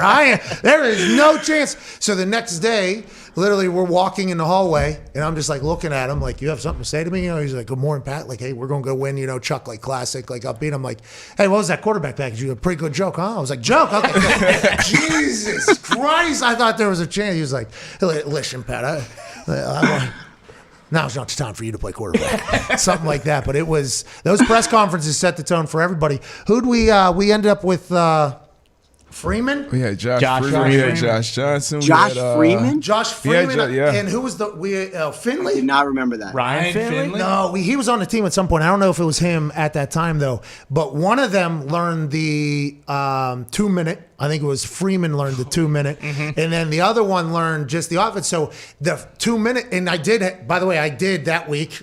Hey, like I did actually a couple, full thing. And I was like, if you get in, we're just going to run it or whatever. Don't worry about it. We just need somebody to take the snap or whatever. And if that's when I realized that thing on Madden, like Madden, like the punter, it's like your 3rd, 4th string quarterback. I'm like, oh shit, it's real life. It's real, yeah. Pat's really out there going through a cadence. And by the way, it's because, cadence and like potentially having to take a snap. But the quarterback center, I've been doing that. College, they had me do a couple of those too. So like, I know it, I get it. I'm not going to fumble it, hopefully. And maybe but if that ever happens, by the way, and it happened, I think, for Tupa, who was a quarterback and then he ended up punting.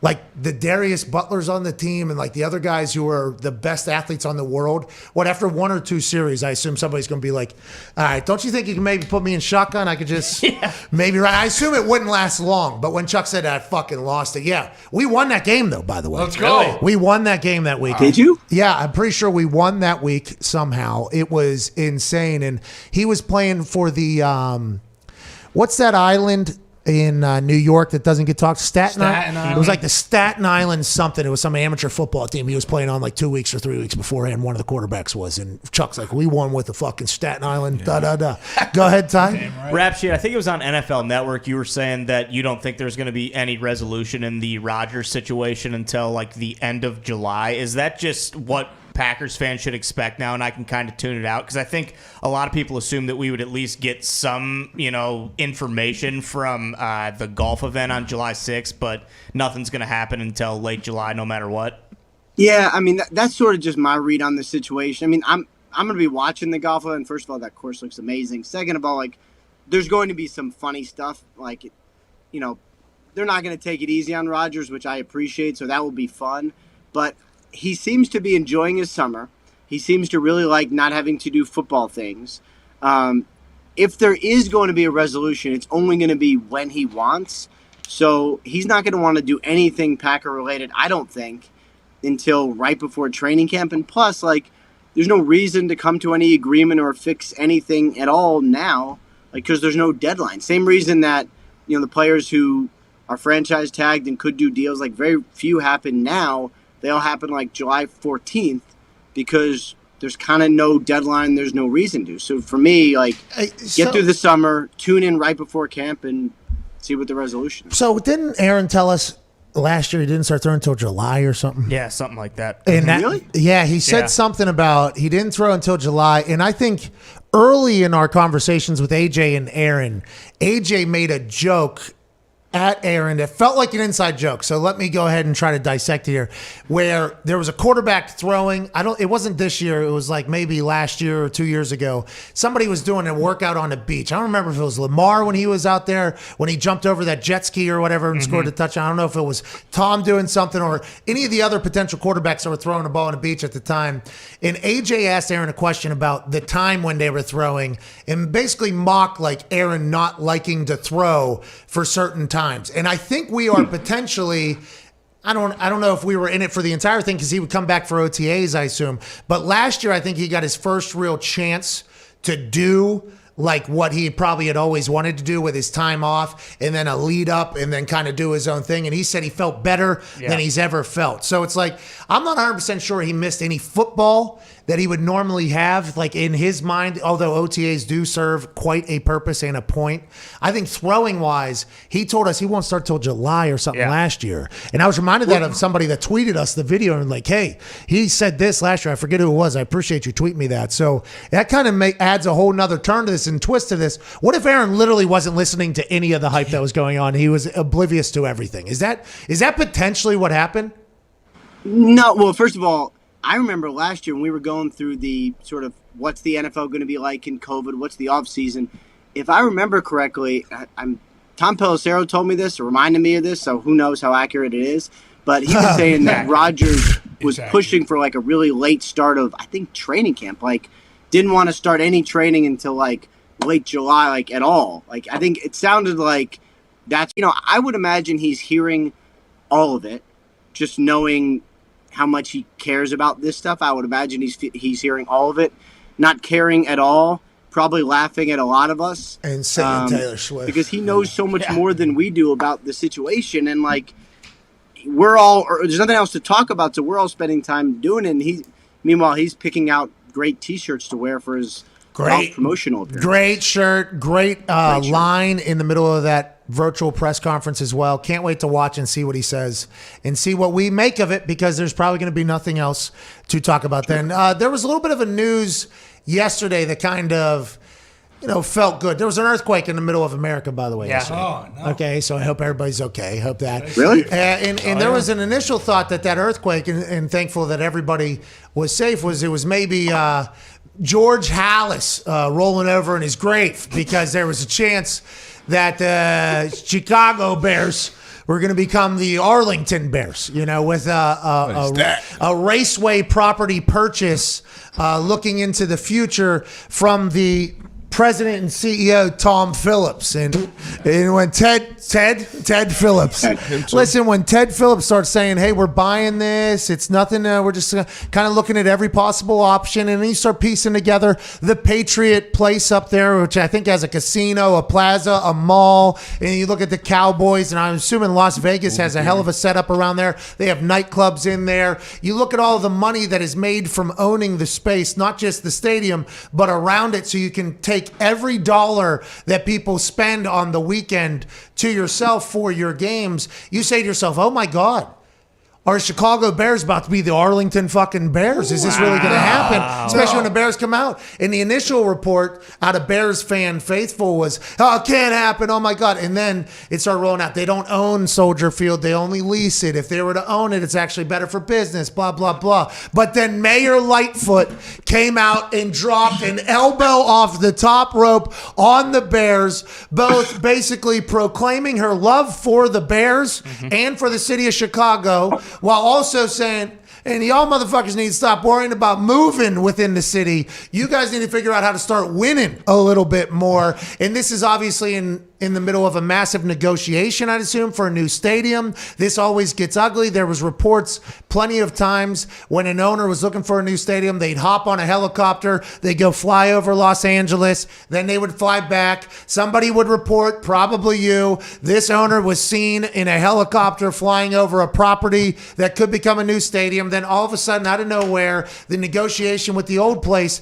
is done. There's a new stadium, new tax dollars probably going in there, and a beautiful place being built. Do I have this right, that this is just negotiation here by Ted and by the mayor? And do you see anything happening before 2033, which is allegedly how long that contract is in place there in Chicago? That was a fantastic synopsis. That's what I do. I don't win awards, well done, but that's what I do. Thank you. There was some sage burning in here earlier. I got a chance to really, try to connect the dots. But did I miss anything, and how do you see it playing out? Yeah, so I would say your first point about how much money they can make from all of the other stuff is massive. I mean, the Chicago Bears, one of the marquee names in the NFL, should be like extremely valuable. One of the most valuable franchises in the NFL, top 3. And it's not quite like that because you mentioned they don't own the stadium. They're currently in negotiations with the city for more improvements, but it's a small stadium. But still, it's not going to be like all these other unbelievable new stadiums like Minnesota or Vegas or LA. It's just not. So until they get a state-of-the-art amazing stadium, they're not going to be making as much money and be as valuable as they probably should be. So yes, it's negotiations with the city. Yes, this could end up like last time where it's basically just using this to kind of prod the city a little bit and get more favorable terms.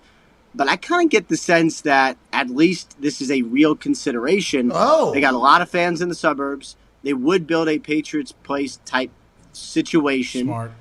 Smart They make a business. lot more money.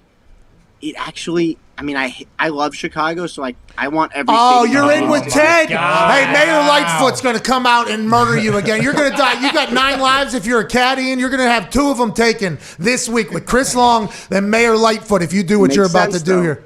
A move does make sense. Like it and the crazy thing is, Arlington Bears. it would hurt Arlington the Bears. city a lot, but fans would love it. They'd love the stadium. The Arlington Bears, dude. Go ahead, Connor. Yeah, rap sheet. Bob Anderson and now also Christian McCaffrey have come out with some glowing reviews on Sam Darnold. Is this a whole new Darnold down there in Carolina? And should I bet on him to win Comeback Player of the Year? Is it a Can you comeback bet on player of that? the year? I don't think he wasn't hurt. He played last year. He just stunk. He just But he's stuck, so you can win it if you're terrible. He stunk. He was hurt a little bit last year, but Was he? stunk. Yeah, he's yeah. Didn't he? Was Could it you last imagine year, you the get mono comeback year, or was player that of the 2 year? years ago? Could you imagine you comeback player of the year in the NFL if you were good, stunk for 2-3 years, and then had a good season again, and your peers and everybody in the NFL was like, "Welcome back, dude. Welcome back, dude." That would be wild. I don't know if Sam was hurt. That is rude that Sam had to get that, but we have no idea if Sam's going to be good. But everybody's talking about him. They're on his team, so they have to talk him up. They're wide receivers and running backs who catch the ball out of the backfield, so they have to talk him up. But is this real down there? And what are the expectations you think around Dahn for Sam Darnold?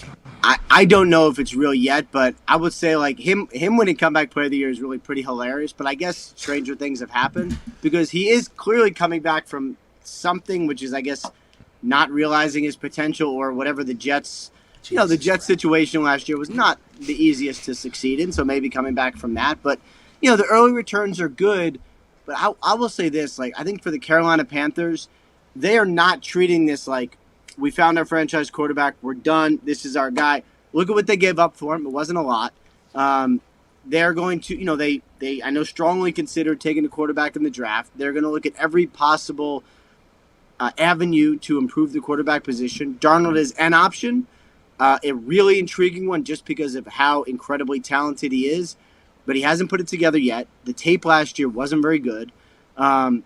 He seems like he's played better in minicamp this year, but to really get to that next level, you got to do it for an extended period of time, play at a really high level, get your teammates knowing you're the guy. Like there's a lot for Sam Darnold to do. So I think the early returns are good, but he has to do probably a lot more to get to where he probably should be considering where he was drafted. Diggs back in Indiana. This guy is your biggest fan, Rap Sheet. He would have actually told Chris Long not to say what he said if he was in the room whenever Chris Long said it. He was not in the room, so he was out on the couch looking up winners for Hammer Down. Go ahead, Diggs. Love you, Rap. So this week, Matt Canada came out and said that they are going to do on offense whatever Ben wants to do. Have you heard anything out of the Steelers? Like, did they just hire an offensive coordinator just because they had to, or what's the situation going on there? Yeah, I saw that and laughed a little bit. That is not reality. Like, it really is, with all due respect to Matt Canada, like, I don't, I know he said what he said, but that's not reality. Like, they're basically putting in a new offense. They're going to make sure to tailor it around Ben's skills, and they know enough now that when he likes to play, he is going to do it better, and they probably should run that. But this is not going to be kind of probably like it was the last couple of years where let's just make sure Ben's happy. This is going to be a very new offense where everyone has to learn it. And, like, Matt Canada has really been a curiosity in the league. Like, before he was hired, he was the guy that the NFL coaches would go to learn about all these new cool things you're doing on offense. And then the Steelers hired him and now made him OC. Like, I think the offense is going to be really, really good this year. And I think Ben is probably going to have a comeback player of the year type season. Who's telling you? He could have won it last year. They won 11-0, by the way, fresh off of Tommy John. Then the whole thing collapsed once Evan Foxy became a fan. But who's telling you this? If the offensive coordinator, okay, and this is what I find fascinating about your job, AirPods in or AirPods out on a Friday or on a Wednesday, who's telling you that the offensive coordinator did a press conference and saying something is completely lying? How do you find out that information? Like, how literally, legitimately?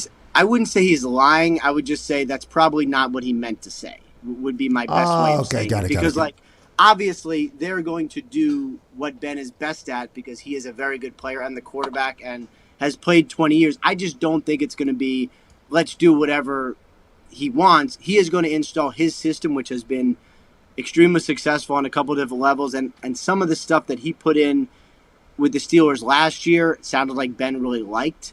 But this is not going to be just whatever Ben wants. It's going to be, put it in? Here's the system. Let's find what Ben does best in this system. 1 through 11. Hey, Ian, when did Diggs is saying what he's hoping, obviously. When did Matt Canada put this stuff into the offense? Was it late in the season, beginning of the season, earlier in the season? When was it? I would assume it was only during the 11-0 part of the season. Oh, okay, yeah. That's what Diggs is hoping for back there. We appreciate you, Ian. Have an incredible weekend. What do you got? Anything cool? I got some T-ball. I got some second grade Little League. I got some soccer, and I got some grilling. Okay, good luck out there. I bet you're just a grill master, dude. You get that Traeger to work out there. Hey, that thing can bake, roast, barbecue, braise, grill, and cook anything. Yeah, we'll be smoking. Anything. Shout out to you, Ian. We appreciate you. Ladies and gentlemen, Ian Rappaport. All right. So I think what happened there, Diggs, if I was reading through what Rappaport said accurately, is Matt Canada gave an answer that he thought would, be the right answer. Ben loves this. Hey, I love Ben. I'm supporting Ben. And then all of a sudden, all the Steelers fans said, no.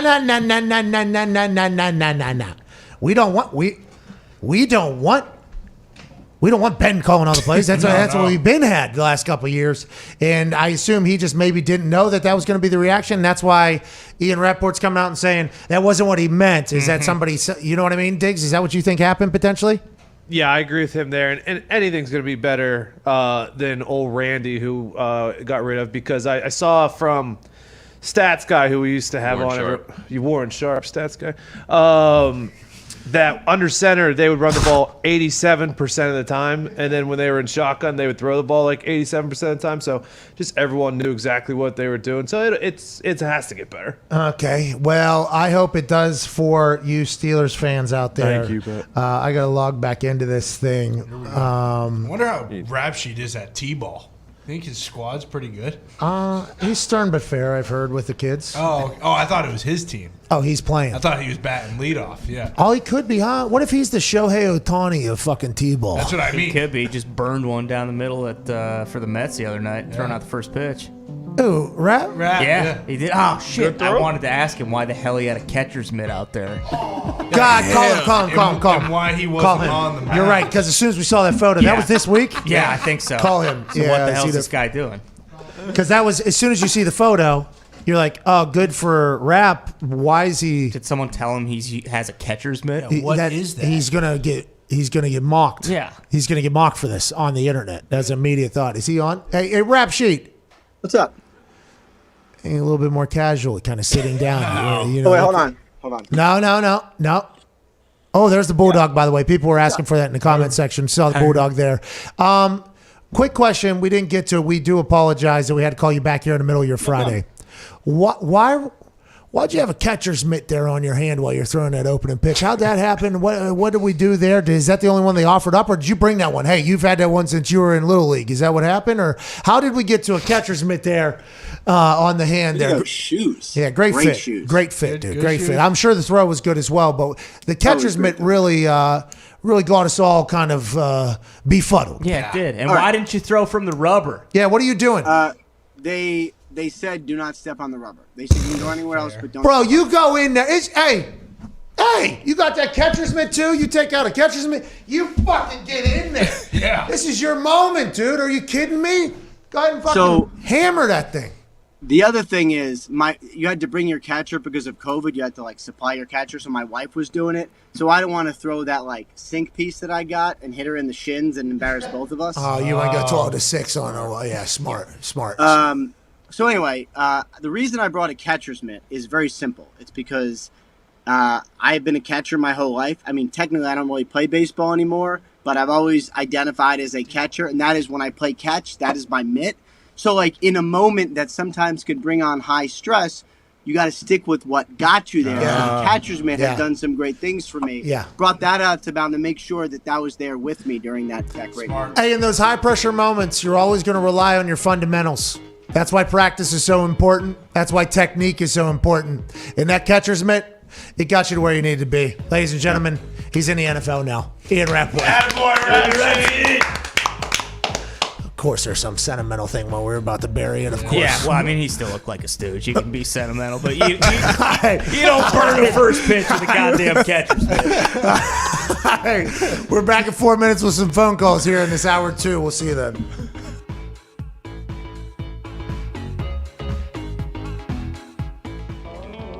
Welcome to the play. His spinal cord is severed. Look to your right. Look to your right. Look to your right a little bit. I'm sick of you Pokemon nerds hustling my fucking dog. I'm getting pretty sick of them too. Terrible. I only learned American history. I don't know shit about anywhere else. You had to. I mean, you don't even know American history. Yeah, I do. I know almost everything about American history. Who's your second president? Sam Adams. Wrong. That's a peer. Close. John Adams. So you got half loaves? Yeah. Never seen one. It turns out when you don't do all your shopping at a gas station, there are other options. Huh. That's kind of Wait, they have more than hot dog buns? $1 bill in America is undefeated. I mean, tried and true. As far as strip You guys don't have a $1 bill? No, we got lunacy. Fucking undercover cop. Why are you a volunteer firefighter today? What is this? I don't know. I saw these glasses. I was like, I need to do these. Just the, I mean, it does look like. Hey, you guys want some weed? There's nowhere to go. Right there. No, look left. Look left. There it is. Right here. Do a spin. Wow. Do a spin. Yeah. That's nice. That's looking good. Oh, Bill is bald. Bill, that is not coming back. Bar stealing, but I hit the buffet before I left and I ate so much food, dude. So much food. And I was used to being on boats, but I went on the smaller boat, with the parasailing shit. And yeah, dude. I remember I took down 2 pizzas, 3 burgers. I gotta move. Don't look away. See, did you parasail? No. Look away. Look away. I parasail puked all over the place, dude. Dahn? What is that thing? So what they did after all the stuff that happened with him, they actually cut Ron Jeremy's penis off and planted it in this pad.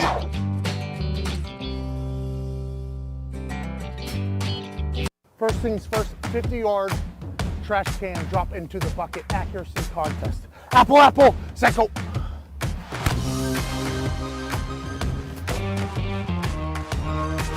Yeah, you got it. You got it. Yeah, you got it. Yeah, you got it. All right, let's see how easy it is to catch now with the boys.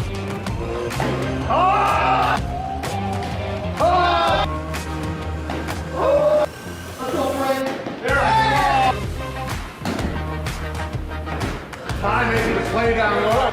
All right, so you can throw the shit out of it and catch it. I think the XFL ball gets a big pass. By the way, I hit some bombs with it as well.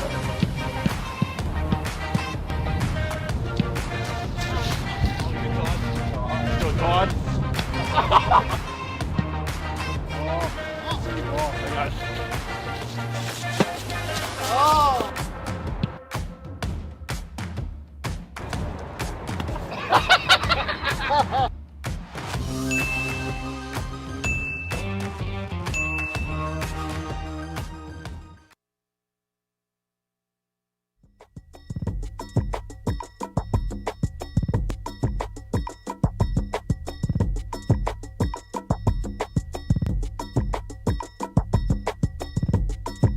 giving the old white guys something to complain about. It's the Pat McAfee Show.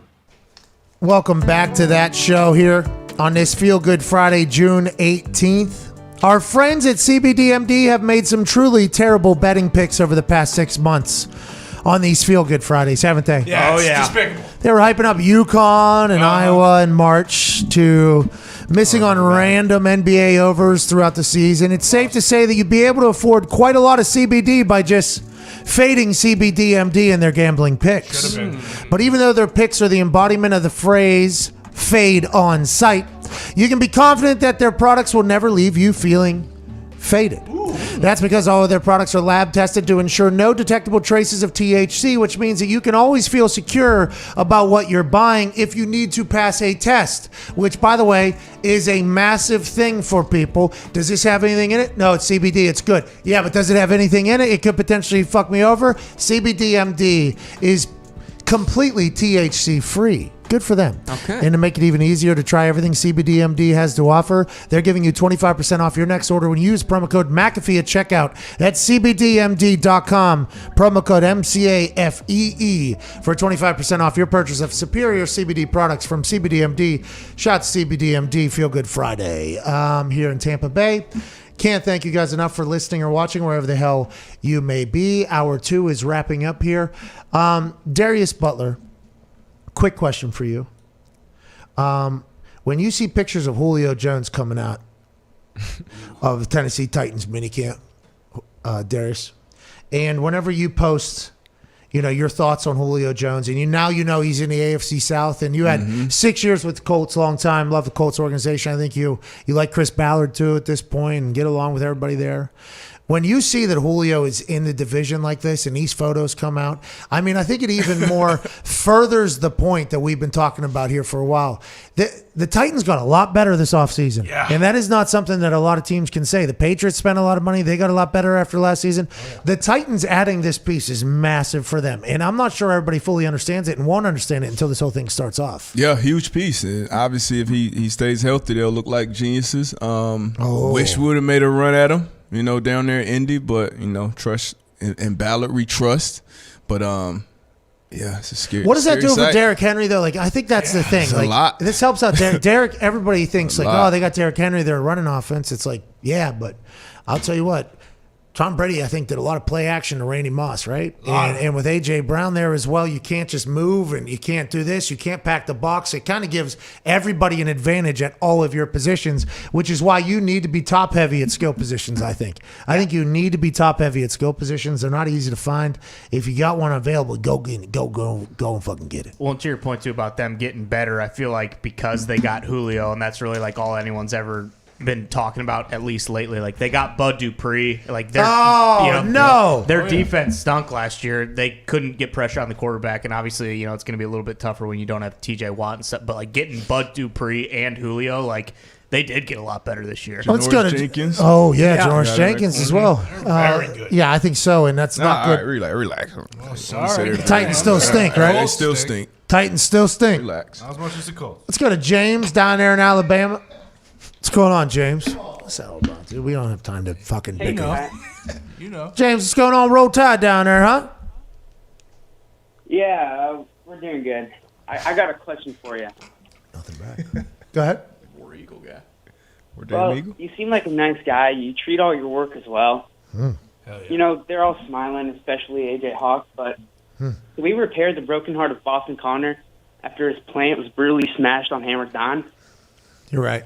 James, thank you for the call back to that. You're 100% right. That was a few weeks ago, and it is probably a niche thing for a lot of people, but the cactus that was broken off of Connor's desk out of anger from Nick when Foxy decided to ruin the Pittsburgh Penguins season by betting on them. They won that night, and that's because the message from Foxy got to them until after the game. They lost immediately following that. Nick was frustrated through your plant. Have you made up for the plant, and are you ever going to replace that plant? plant. I don't know if I'll ever replace it. I was pretty devastated, still am. To be honest, I don't really give a shit because it's a fake plant. But with that being said, I'll probably get a new one and we'll be okay. Now, James, we do appreciate the call. Absolutely. Appreciate the call. Great call. That was a great moment to take a visit back to. This Feel Good Friday, though, we're not talking about dead plants. No, we're talking about plants that are alive and well. We're talking about stories that maybe haven't even been created yet. We're talking about all things happening in the world with your phone calls in the third hour. 1-833-4-McAfee. Sugar Sean in the first hour. Rap Sheet in the second hour. Phone calls in the third. Let's wrap up this week in beautiful fashion before Foxy gives away $1,000 with another Foxy flick. And then a $14,000 bet is on the line at Hammer Dahn. Watch along live with England and Scotland in the Euros. Hour 3's in 6 minutes. We'll see you then.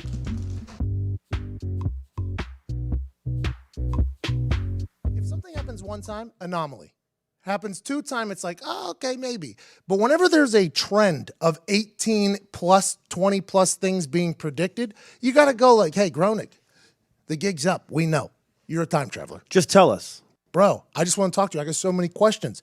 Siegfried and Roy tiger attack. Do you remember that? Of course. Do you remember back in the day how tight Siegfried and Roy were with their tigers? It was like every main story was like, oh, these tigers are the best behaved animals on earth, blah, blah, blah. Simpsons in 1993 said the tiger is going to turn. This little friendly tiger is going to become an enemy of Siegfried and Roy quickly, and it's going to happen. 2003, it actually happened. Autocorrect errors, 1994.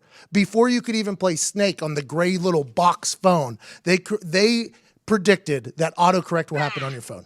Are you kidding me? Didn't happen until 2007. FaceTime, 1995. Not even a thought. I don't even know if anybody knew what the fuck the internet was. Oh, that's that little mark with the A and then the ring around it. At? See, that's what I said. Mm-hmm. No, What is internet anyway?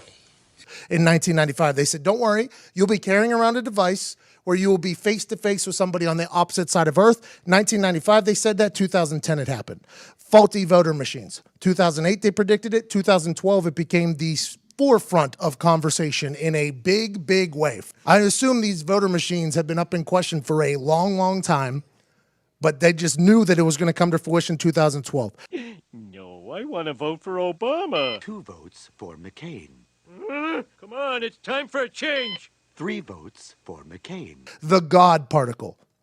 Now, this is the big one. Ty Schmidt did research. He said the God particle is the absolute reason why he is 1,000% a time traveler. Homer Simpson got up there like fucking Matt Damon in that movie where they have that Good Will Hunting. Good Will Hunting, and draws up this equation for what the God particle is, which what is the God particle? Yeah, it's basically this equation that essentially like explains how the universe was created. And they did that in 1998, and the exact equation happens in 2012. That's unheard of. 14 years ahead of time. They got Homer Simpson up there looking like that goddamn janitor from Harvard, solving equations up on a chalkboard, and 14 years later, it's like, yeah, that's actually how the universe was founded. It's like, wait a fucking minute, little comedy writer with a goddamn yellow cartoon, bro. That's insane. The NSA spying scandal. Everybody knew that the Patriot Act was like in existence, but nobody had a clue that NSA literally knows everything about you. Every dick you've sent has been seen by some government agency, but it wasn't always like that. We didn't know that everything was getting spied on, Sean. Nobody knew that. I didn't know. They predicted that in 2007, 2013 it happened. No, Lisa, it's not like the government is listening to everybody's conversation. Smartwatches, 1995, they said it would happen. 2014, they came to fruition. America's Ebola outbreak, 1997, they said it. 2014, do you remember when Ebola hit? It was like, it was literally... Hospitals like shutting down. Oh, they had people wearing like hazmat suits, carrying people around because they were scared Ebola was possible. In the modern world, this was happening. Years and years and years and years ago, Matt Groening said this is going to happen. The FIFA corruption scandal, 2014, they called it. 2015, it came all crashing down. Everybody knew they were getting their pockets greased, making decisions, sending a World Cup to a goddamn desert. Matt Groening said it's going to happen. It happened. Greece's debt default, 2012, they called it. 2015, it happened. So many countries out there, by the way. They picked Greece. The exact country to happen. Trump's presidency. 2000, they called it. 2016, it came to fruition. The Simpsons called this President Trump out there, and everybody probably looked at, those Simpsons guys are so funny. Bang, 16 years later, it is about to happen. It goes down. Lady Gaga Super Bowl halftime show, 2012, they called it. 2017. I mean, I think we all knew that she was born this way. She would probably get the halftime show at some point, but to the details that they had. These are not coincidences. Coincidenci. I don't know how you pronounce it. How the fuck do they know this stuff? It's got to be time traveler. Matt Groening is a time traveler. I have so many fucking questions. Disney's takeover of Fox, 1998. They said it. 2017, it happens. The Shard in London, which is a building behind Big Ben, I guess. Is that right? Apparently, that's what Google search said. 1995, 2009, it comes to fruition. Robot Librarians, 95, they called it. 2016, it happens. The censorship of Michelangelo's David, 1990, 2016, it happened. Three-eyed fish from the fucking nuclear waste place. In Japan. Three-eyed fish comes to fruition in 2001. Matt Groening did it in 1990. 9/11. 9/11. They called that happening. If you do recall planes going into buildings, they said it in 1997, 2001, it happens. The Syrian uprising, everything that's going on in the Middle East has all been talked about on The Simpsons. And then he created another show called Futurama. That is huge. He created another show like, listen, here's me rubbing it in the face that's where I could go if I have to. I have so many questions for Matt Groening, and guess what, Matt Groening? The gig's up. We know. I'm all in on you, Matt. And I'm a fan, by the way, aren't we? We're big fans. I'm a huge fan. If you want to travel to future me or current me or past me and say what's up, I think we would all be appreciated.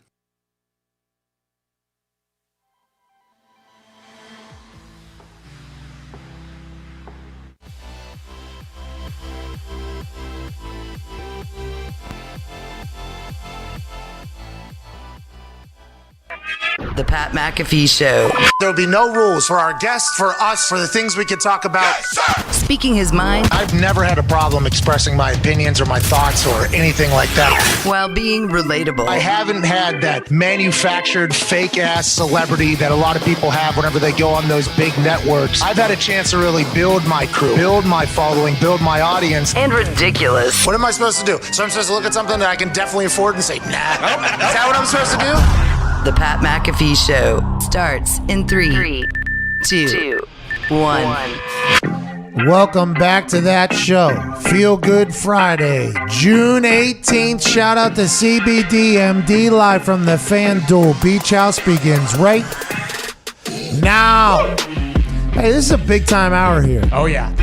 There's a lot of things that are about to take place in the next 58 minutes. Let's go. 57 minutes now. Wow. Okay, 3 o'clock.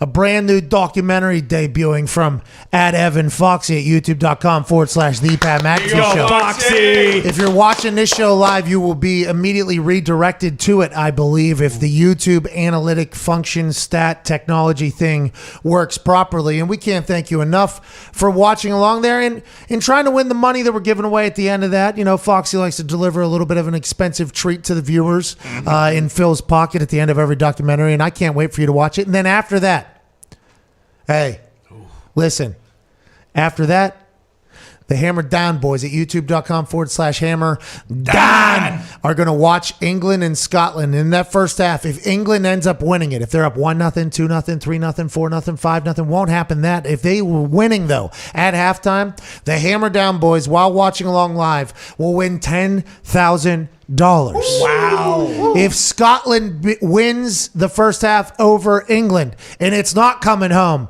at halftime, everybody that is on camera at youtube.com/Hammer Dahn knows that they are going to have to wash and clean the entire office, which is going to be a nightmare. We're coming out of a quarantine where everybody was kind of locked down, separated from each other. We kind of took care of our own little spaces, some much, much, much better than others. There's going to be a lot to clean up there. That is literal penthouse to outhouse situation in one half of soccer, which is tough to watch, but with a lot on the line, we will enjoy that. Then tonight, Roman Reigns and Rey Mysterio in Hell in a Cell on Fox SmackDown, 8 p.m. Eastern Daylight Time. Let's go. Found that out last night that was going to be happening tonight. We're talking about potentially the biggest SmackDown in the history of SmackDowns. And I'm not just talking about with my 9-week run here that I've been on. I'm talking about in the history. A Hell in a Cell match is saved for pay-per-views.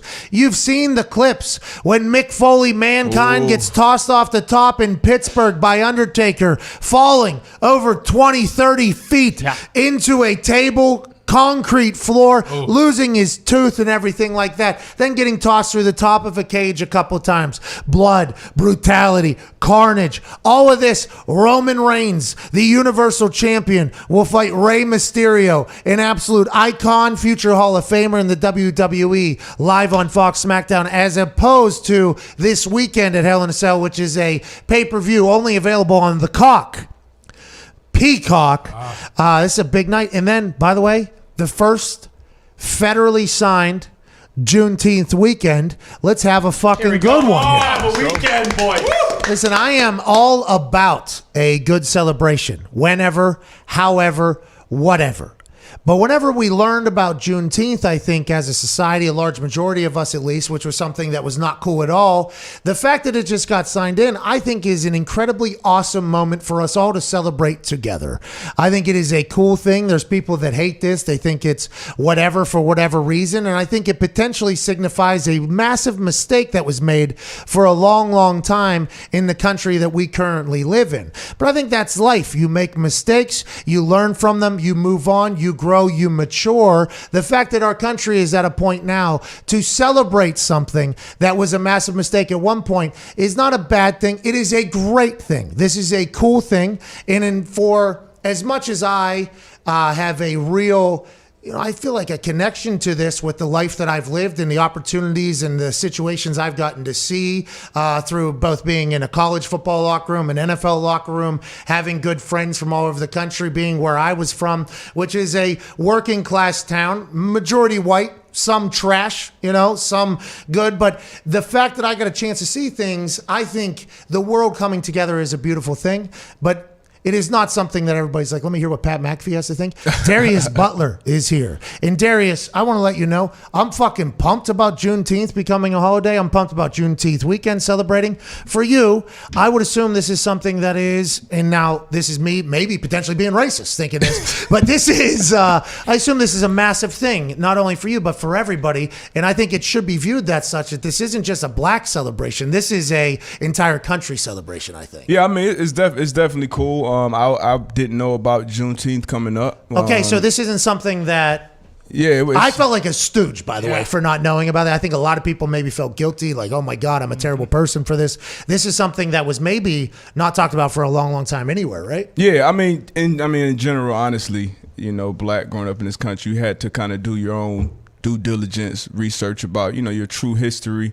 So understanding what happened. The slaves were freed with the Emancipation Proclamation, I believe in '63, and then a couple years later there were still slaves in Texas. I believe it was Galveston, Texas, where the last enslaved people were freed in this country. So obviously a huge moment for black people. When you have the 4th of July, if you think about when that was put in place, we weren't free. So this was the day that we were technically free in this country. So definitely dope that it's a federal holiday. Definitely cool that we get to celebrate it and educate the next generation on it.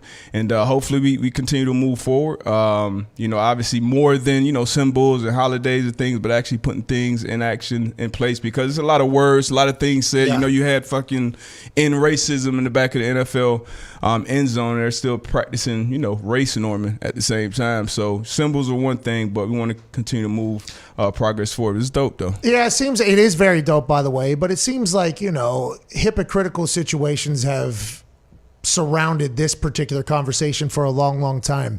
And I think Juneteenth becoming something that we all celebrate is awesome. I think anything that can bring people together, I am all about. I think if you were to look at who watches and listens to our show, I think a lot of people would be astounded by, because I feel like I've always been a unifier. I don't know. I just feel like I enjoy when everybody's getting along. It's why I like flip cup over beer pong. Okay, because I think everybody can get in. Like that's just I like when everybody comes together and has a good time because I truly believe, like, hey, you don't live a long time on this particular rock. It could end whenever. And then as you learn more and more, you're like, okay, I feel like we can help here. I feel like we can change this a little bit. We can get going.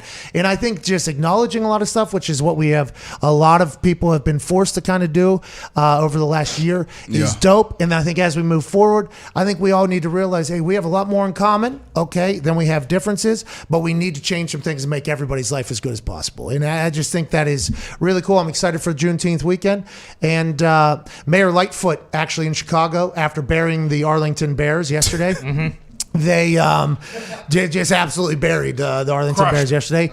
Today, she is taking $10 million out of the COVID relief fund that they have, which, by the way, I think she's saying we beat COVID too. So shout out to us beating COVID. I think she said she's doing that. And then she's going to put it to work to end racism. I have no idea how that's going to work. I don't know what that means. Are you paying everybody that is just a hateful person? I don't know how that works. But I think the best thing that we could do as a society to continue to grow is in those spots where, you know, there isn't a lot of white folks, and maybe the only white people that are ever seen throughout an entire life is in a bad fashion. And maybe in those spots, and when we all, doesn't just happen in the big cities, by the way. These are cities and towns all over the place. If the only opportunity for success that you see on a regular basis is one that is, whether it's crime operations or selling drugs or gang related or anything like that, there's a good chance that that is going to continue to be the standard, because there's going to be drive. There's going to be, hey, I want to make my life better. I want to do that. And when your only real thing to look up to, for instance, for me, so my dad, truck driver, my mom, a secretary, no college graduates. In the town that I grew up in, our neighborhood, by the way, we didn't have any lawyers, doctors, anything like that. All working class folks here, you know? And it wasn't until like I met one of my dad's friends was a professor named Danny Gray. I met him one time. He was a professor. I saw his jacket. I saw the car he wore.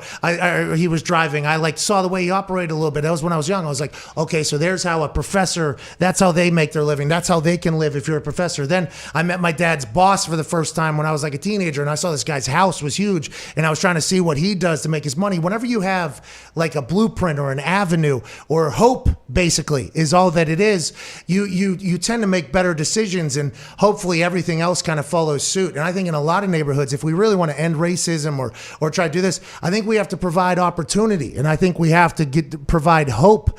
And I think whenever you see a player, I think that's more important. I think it's a big deal. I don't think racism is going anywhere. It's not about, people not liking other people. It's about everybody really having a fair opportunity. Hope. I think that's a big deal. And you had Fred on yesterday. One of the things Fred always says, shout out to Freddie T, is exposure leads to expansion. And that's the truth. If you can see things, if you can feel it, touch it, you're more likely to reach those goals. But a lot of these communities, a lot of these schools, that hope and that opportunity isn't there. So that needs to be fixed. I'm not as concerned with ending racism. I could give two shits if you like me or not.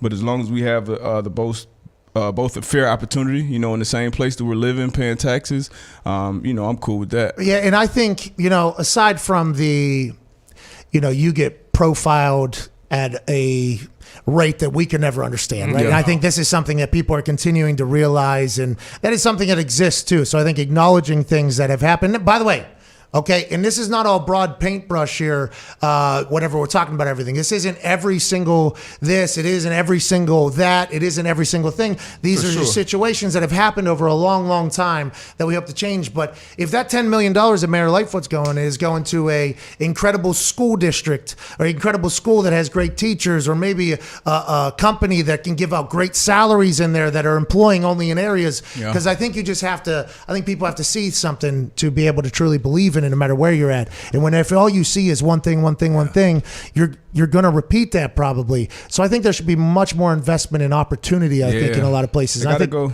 go to some of these grassroots organizations, man, where people are actually making changes. They actually know the issues, because the issues in Pittsburgh are completely different than issues in LA, Miami, Atlanta, etc. So if you put the money to people who are already boots on the ground and just help them scale whatever it is that they're doing, that's going to be much more impactful than you just coming in, writing a check, and going to something that, may not have any effect at all. Yeah, because there's always going to be people that try to take advantage of any situation, sure. even if it's supposed to be a great situation for everybody. And that's why, like, what Robert Mathis is doing with Dan, with the Gridiron Gang, like he's got kids that would never have an opportunity to go to these camps that are available, it seems like, everywhere else. And they're just in there training, and they're getting to talk to guys that have been there, done that, as opposed to maybe their older brother or somebody else that is in the same street or neighborhood that is doing something completely different. But, by the way, still drives them Benzes and still has very nice cars, and that is success. Getting a chance to see, like, hey, this is what you can do with, let's do this. I think that'd be dope if that's what Juneteenth, really spurred, like a conversation of how do we really try to bring this whole thing together. And it's not going to happen quick, okay? And there's always going to be hate. There's always going to be idiots. But I think I might be wrong. Hey, might be wrong. But I think we have a chance to continue to get better and better and better. And I think we will. I hope we will. There we go. So have a great Juneteenth weekend. Wrapping that up, by the way, Hell in a Cell Sunday night. Yeah. So let's have a good one. Let's have a good one. But Darius, thank you for speaking on that, by the way. Oh, for sure. If Connor starts speaking on that, everybody's like, oh, okay, look at the white mustache dude. Listen to that guy. That guy could shut up. If Zito starts talking about, that whole thing, people will be like, cool, but he's actually from Cuba. Okay. If we get Foxy in there, Darius, I really appreciate that. And the other day, whenever it was signed in, I wanted to talk about it, and I was like, there'd be a rather large lack of self-awareness if I decided to go at this thing alone. I think at this point in life, we all kind of understand what's going on. But let's move along. I'm happy we did that though, D, but thank you for that. Yeah, I like it too, man. Let's talk about what's going on in our world. And to do that, let's call some people, that have some questions. Let's do it. Hammer down, boys. How are you feeling back there? I'm getting a little nervous, to be honest with you, Pat. Oh, shit. Why, is it because of cleaning of things, or what is it because of? No, I'm not worried about the loss. I'm worried about not winning. Oh, okay, yeah. So you don't really care about England at all. You're just worried about not winning. Let's go to some phone calls. So we appreciate you guys back there. Let's go to Eli in Michigan. Eli, what's going on, pal? Not much. How are you? Just hanging out, Eli. What do you want to talk about? You're good. I just want to talk about the greatest college football player ever that's now becoming the greatest and will be the greatest tight end ever, Tim Tebow. Okay, here we go. Let's do it, Eli. We like these conversations. What after the first L they take, he comes out and he goes, I promise to the Jacksonville Jaguars, nobody else will play as hard as me or anybody else in this league. They're going to go undefeated the rest of the year. Eli, you're 100% right. I mean, he gave that speech one time, and they did go win a national championship, and he does have a statue about him. Yeah. And I think that is potentially... Same coach. Too, right? Uh-huh. Yeah, and people forget about that. You know why they signed Tebow? Because Urban Meyer had some of the greatest moments of his life when Tim Tebow was being Tim Tebow. Yeah. Is there a chance that there's a relationship involved there? I think so. But I think Fred Taylor yesterday said he's going to be on practice squad. Mm-hmm. Don't think about it. It's going to take a little bit, but he liked him around. Fred Taylor, I think, really appreciated old Tim Tebow around time. He had glowing things to say about him. Great person. He said his energy, being a leader, that's infectious. That's why he's there. He didn't really make it seem like he was going to have a huge impact. White Vic, he said. He said they were calling him the White Vic in Jacksonville. Yeah, he did. He said they were calling him the White Vic in Jacksonville. In high school. Yeah, when he was coming out of high school. He was a real deal. Was Jacksonville always known for good football, or was he the one that kind of birthed Jacksonville into the whole thing? He's the most popular player out of Jacksonville that I know, but he was, Tony Carter came out of there too, but he was a guy coming out of there. Who normally dominates? South Florida. South Florida. Yeah, sure. you guys. You got Dade County, you got Broward County, Palm Beach. We pretty much dominate down there. So I heard Tampa's got some teams around here. Yeah. I heard go Boats. Go Boats. Go Boats. They're saying right down here they got some teams. What would be the reaction in an NFL locker room if he came out and did the I'm going to work as hard and practice as hard as anybody? Well, we've seen situations like this before, eating W's. Yeah. We've seen and heard the reaction. But he's at least playing. Like if Tebow's on the practice squad giving, speeches about pushing everybody as hard as he can. Hey, okay, so this is exactly You remember the kicker for Vandy? Yeah. Okay. Giving the speech at halftime. Yeah, I appreciate her going out and doing it. It's not easy to kick. This is awesome. Anytime you're the first person to ever do something in history, it is legendary. Allegedly, she gave a speech at halftime, and I would applaud her for that. That it takes much more courage than I've ever had.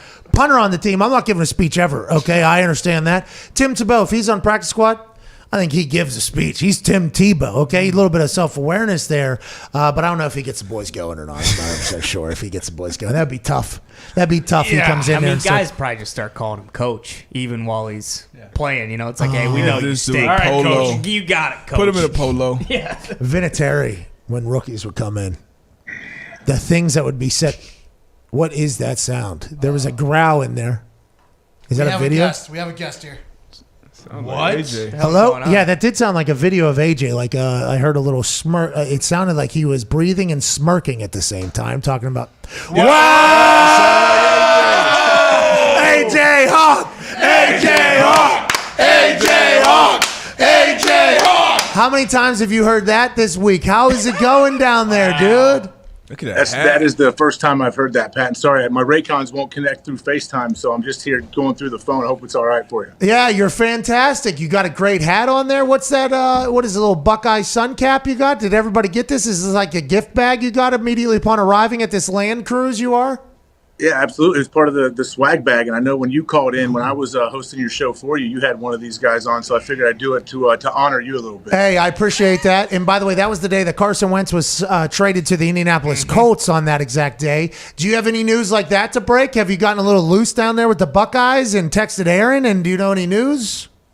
I do not know any news. Has anything happened? I've been kind of out of it the last couple of days. Nothing. Come on. Hey, I want to let you know, literally nothing has happened. Only we were the news for one day.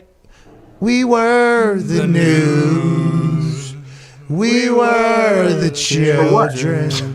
Jay Glazer said that he knows Aaron Rodgers still wants out. That became big news, but that came just a couple days after you and James Jones said it was fixable, and both can be true, but the world reacted as if they couldn't be.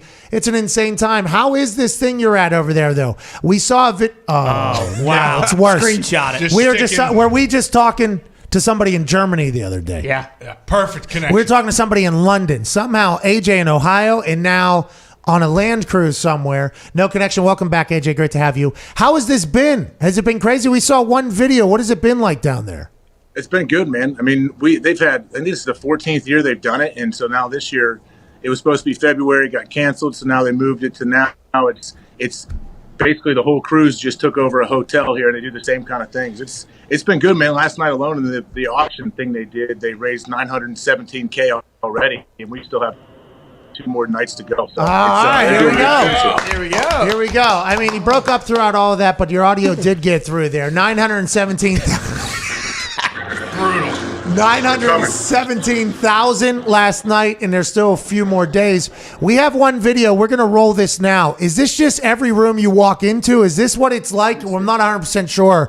We'll run this video. Do we have Zeke's it? finding it right now. Okay, we got to get it. We have to get this video. gotta sing it. We saw one video. It was a shot of an entire conference hall, basically, like a room in a hotel, and it looked like it was 90 to 100 100-year-olds in one room, all doing the O-H-I-O.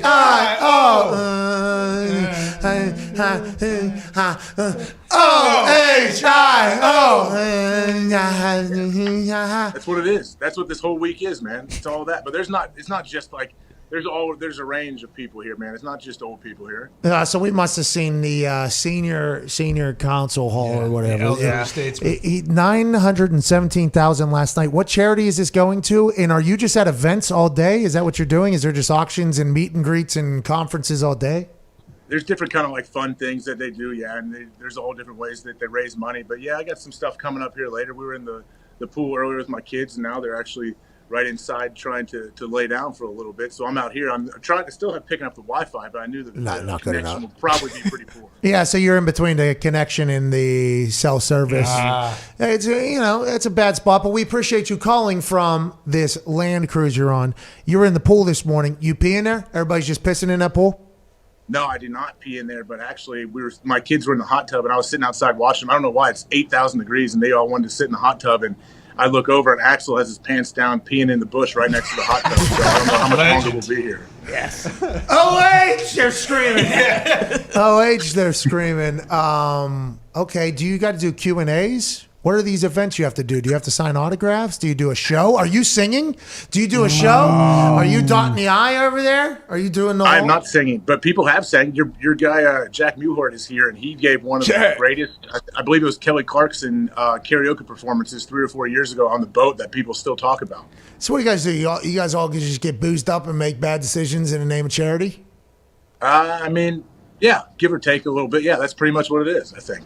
God, it's great to hear you. Yeah, it's great. We have missed you. Go ahead, Connor. I was just wasn't sure, AJ. Are you aware of the $15,000 bet going on at 3:00 today? No, I'm not. What happened? What's going on? Okay, so immediately following the Foxy flick that's debuting in 35 minutes at youtube.com/hammered down, there's a watch along for the England-Scotland game, Euros. You know how much we cover that, AJ?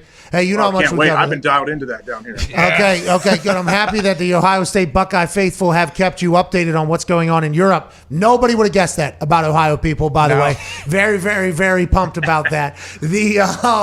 The England-Scotland first half money line. If England wins, the Hammered Down boys win like 10, 11 grand or whatever. If they lose, if England loses the first half against Scotland, they have to clean the entire office. Gumpy didn't sleep last night because of this thing. Diggs is starting to get nervous. It's a big time thing around here.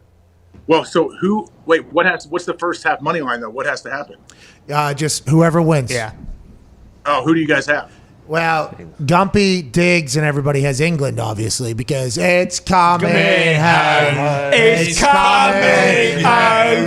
It's coming home. Isn't Ronaldo going to win it all anyway with Portugal? Yeah, he's the highest scoring human in the history of scoring in this tournament, I think, in Europe or whatever, over 300 goals or something like that. It's unbelievable. He'd never be touched. I don't know how he's still playing. It's probably because he drinks so much water. But, Gumpy, didn't you have a question for AJ on why he was pulling for Scotland? No, AJ knows it's coming home. He texted me last night. He knew all about this. He said, it's coming home. Don't worry, pal. Did he? AJ! Wow. Yeah, well, because Gump knows we're past the first round, so there's no more caginess happening between the teams. We're going to go all out, and we're going to try to win these games by a bunch, right? Good soccer. That's why we're on first half money line, AJ. We need a goal early. Let's go. Good soccer. Let's go, man. No caginess, no boringness, Gump. Let's get them going. Hey, let's get him playing out there. Here we go, boys. Get the lads going. Let's flop. Let's make sure we flop, and then we have like 82 extra minutes that nobody knows about. Let's do it, man. Sounds awesome. It's coming home. It's coming home. So what do you guys, how many songs do you got to know over there, AJ? Good soccer analysis, by the way. Did you guys have to know, like, obviously you have to know the, what's that called? The alma mater thing. The fight song. The fight song. You're probably singing that a lot. Obviously the OH.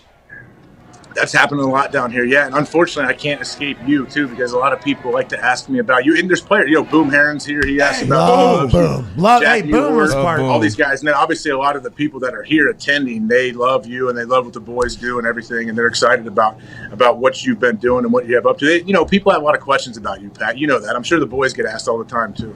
Yeah, well, listen, OH, dude. Okay. Yeah, they would probably give it back to you.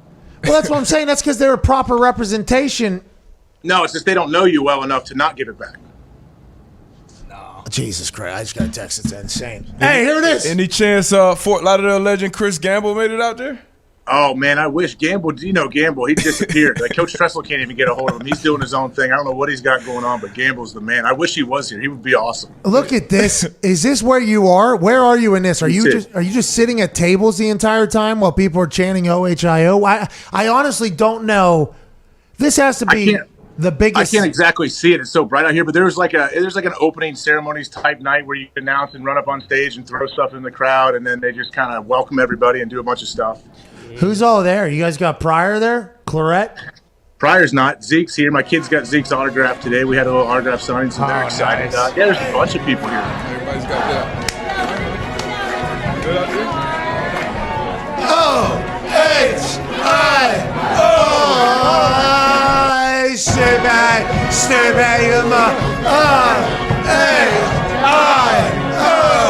Okay, that looks like a blast, AJ. Are you doing drugs?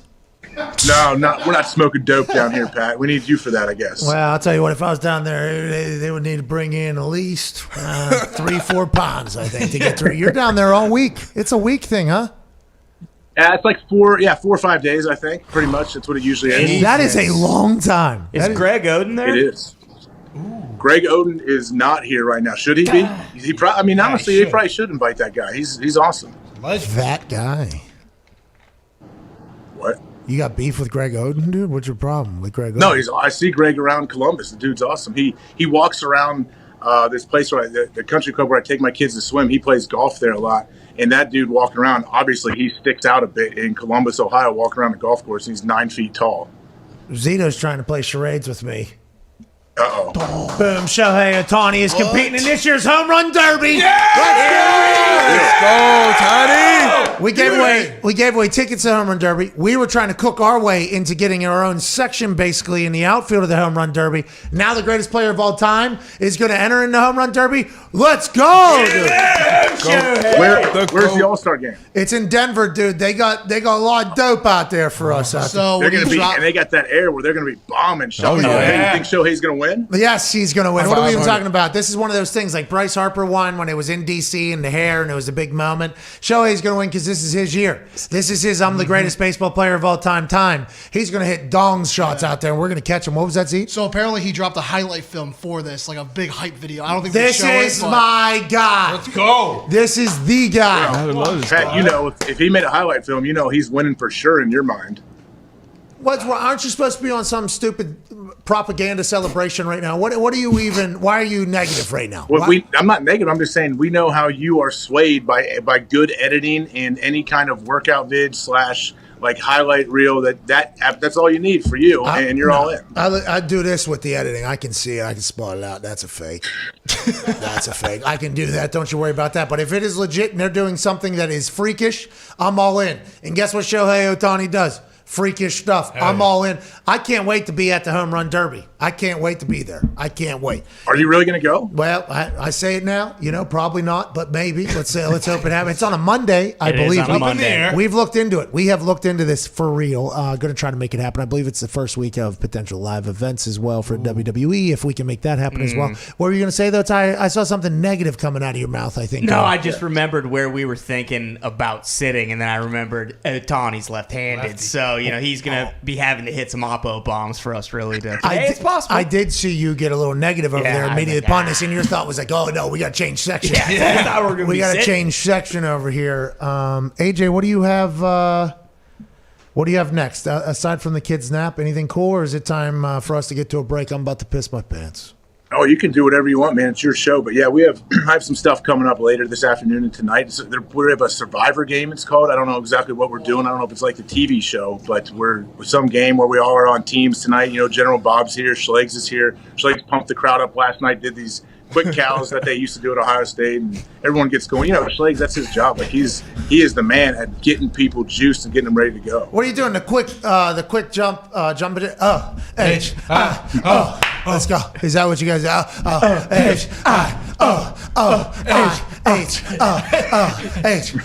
we're going front to back 4 times. Everyone clap again in one big OHIO. Is that what you guys do like after the warm-up stretch sesh? No, they did something. They started it when I left with a different strength coach came in. They do this they call it quick cows. I don't know if Urban's going to take it to Jacksonville with them or not, but they did it here and people seem to love it. Why are you turning that on? OHIO.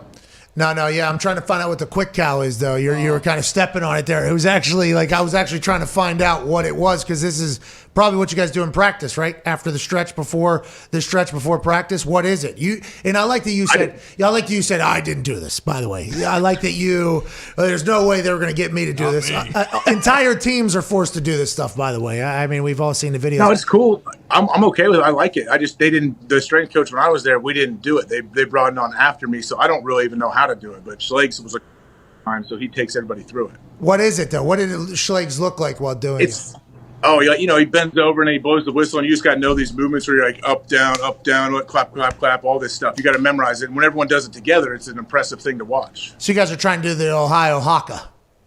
Sure. Yeah, that's exactly what it is. I think. Yeah, I can respect that. I really can. Good luck down there. We appreciate you calling in. Do you feel like I watch a lot of documentaries on cults. Do you think you're at like a cult convention right now? Do you feel like you're potentially a part of it? Yeah, it is. It's a good cult if that thing exists. But you know how a cult goes. There's usually one leader that gets to sleep with all the people. So we don't have that here at least. And as long as we don't have that, I think it's going to be a good cult. Okay, that's good news. It's OH. Religion. Yeah, there's definitely people who love to give it back to you down here. Yeah, okay, but not to everybody though. They don't like give it back to everybody though. Well, the Branch Davidians also thought they had a pretty sweet gig, AJ. So Yeah, they did until David Koresh started banging all of them. That's what I'm saying. Sounds like AJ Koresh is coming out to play. Is that what you're doing? Down there, Is huh? that why you're leading the chants down there and everything like that? You trying to become Koresh of the Buckeye? I mean, he did have a lot of power, didn't he? I think within one little trailer park. Yeah, he could shred an axe. I know that. Yeah, he can play like his goddamn guitar. And he was good at running too. Yeah. He could run really well. Guy was a great writer. Never saw it though. It's burned up in flames. Shame. Rest in peace to everybody out there. Hopefully nothing like that happens either, obviously, at your cult, but I'm happy it's a good cult. Ladies and gentlemen, good cult. Calling from the Ohio State Buckeye Cult Charity event that they have every single year. 917,000 raised last night, I think, for cancer research, I believe, if I looked up the right thing or not.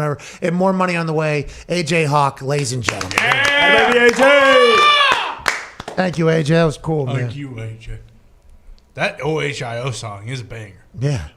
It plays. Well, it's not. It's that other song. Is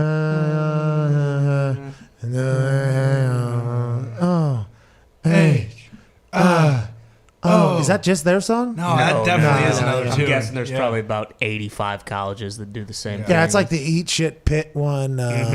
Touching me. Well, that's the Red Sox, though. Touching me. Sweet Caroline. Eat Shit Pit. See? It's not the Red Sox. It is the one. Red Sox. No, because you just said bum bum bum. That's what and they when I do. hear that song, it's immediately Eat Shit Pit. Yeah. Nah. Yeah. Eat shit. that's the Red Oh Sox. man, I gotta ask you about that 13-9 game. No, it's a I got nightmare. to. I got Nightmare, to. Darius. One Worst of my night of my best life. friends went to Pitt. He's like, hey, he asked me like 3 times. Hey, ask Pat about 13-9. Yeah, I'm that like, guy's why? Hey, no, that, just that ask guy's, him. He'll that know. guy's a fucking asshole. Fuck that Just guy. ask him. Hey, whoever that guy is, he's a fucking asshole. Shout out D Strong. I asked him. Hey, found out you, D Strong, you're a fucking asshole. I don't know who you are, but I really know. Fuck you. I hope you had a great night that night. I had the worst week of my life after that. Wasn't allowed to go to classes because there was potential threats to my life. Hey, shout out you, D Strong. You powered through it.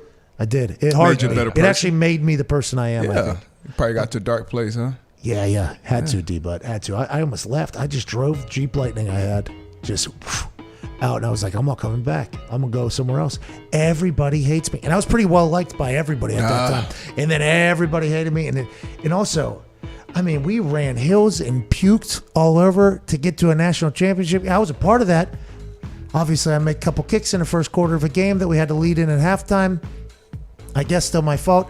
I've kind of come to that also realization as I've gotten older after just killing myself for a long, long time, basically about it. But man, that team deserved to go. We deserved to go, and I was one of the guys that normally showed up. Hey, and I didn't show up, so it's tough. But god damn it, that Pitt, that for them, I had a couple guys that I knew from the Pitt team. And they gave interviews, and they were like, it was the greatest night of my life, knowing that some of the guys I know down there is the worst night of their life. And I thought they were directly talking about me. I was like, well, I fucking hate you forever. I hate you forever. But old Natural Light, the teammates, friends, kind of got me through that whole thing. Shout out to Natty Light. Shout out to him. And goddamn. What's that, backyard brawl? Yeah, it was very nice. Last game of the year, we win. We go to the national championship. Probably play... I don't know if Ohio State got in because of us or if LSU got in because of us, but whoever it was, we win. Our team that year was unfucking believable. We just couldn't score. Y'all kicked our ass, so. We kicked everybody's ass. know. And when Pat got hurt, we were normally in trouble, though, because Pat White was the guy. Yeah. Maybe top 5 Electric. college football player of all time, by the way. Electric. I wish he would get more credit in those conversations, by the way. Electric. Him and Slayton. I was very lucky to ride alongside some Darius D-Ray was unbelievable. Schmidt. Owen Schmidt, who has Twitter now. Shout out to Owen on Twitter. Got a really good lineman, too. Because you guys did that zone free shit. Yeah, it was when Ryan Stanchek was one of them. He was a guard that pulled, I think, or maybe a tackle. We had Greg, his the center center? was there. Frank Carduff. Dan Moses was the center, and then it moved to Mike Dent, and then it moved to be a good teammate. Be a good teammate.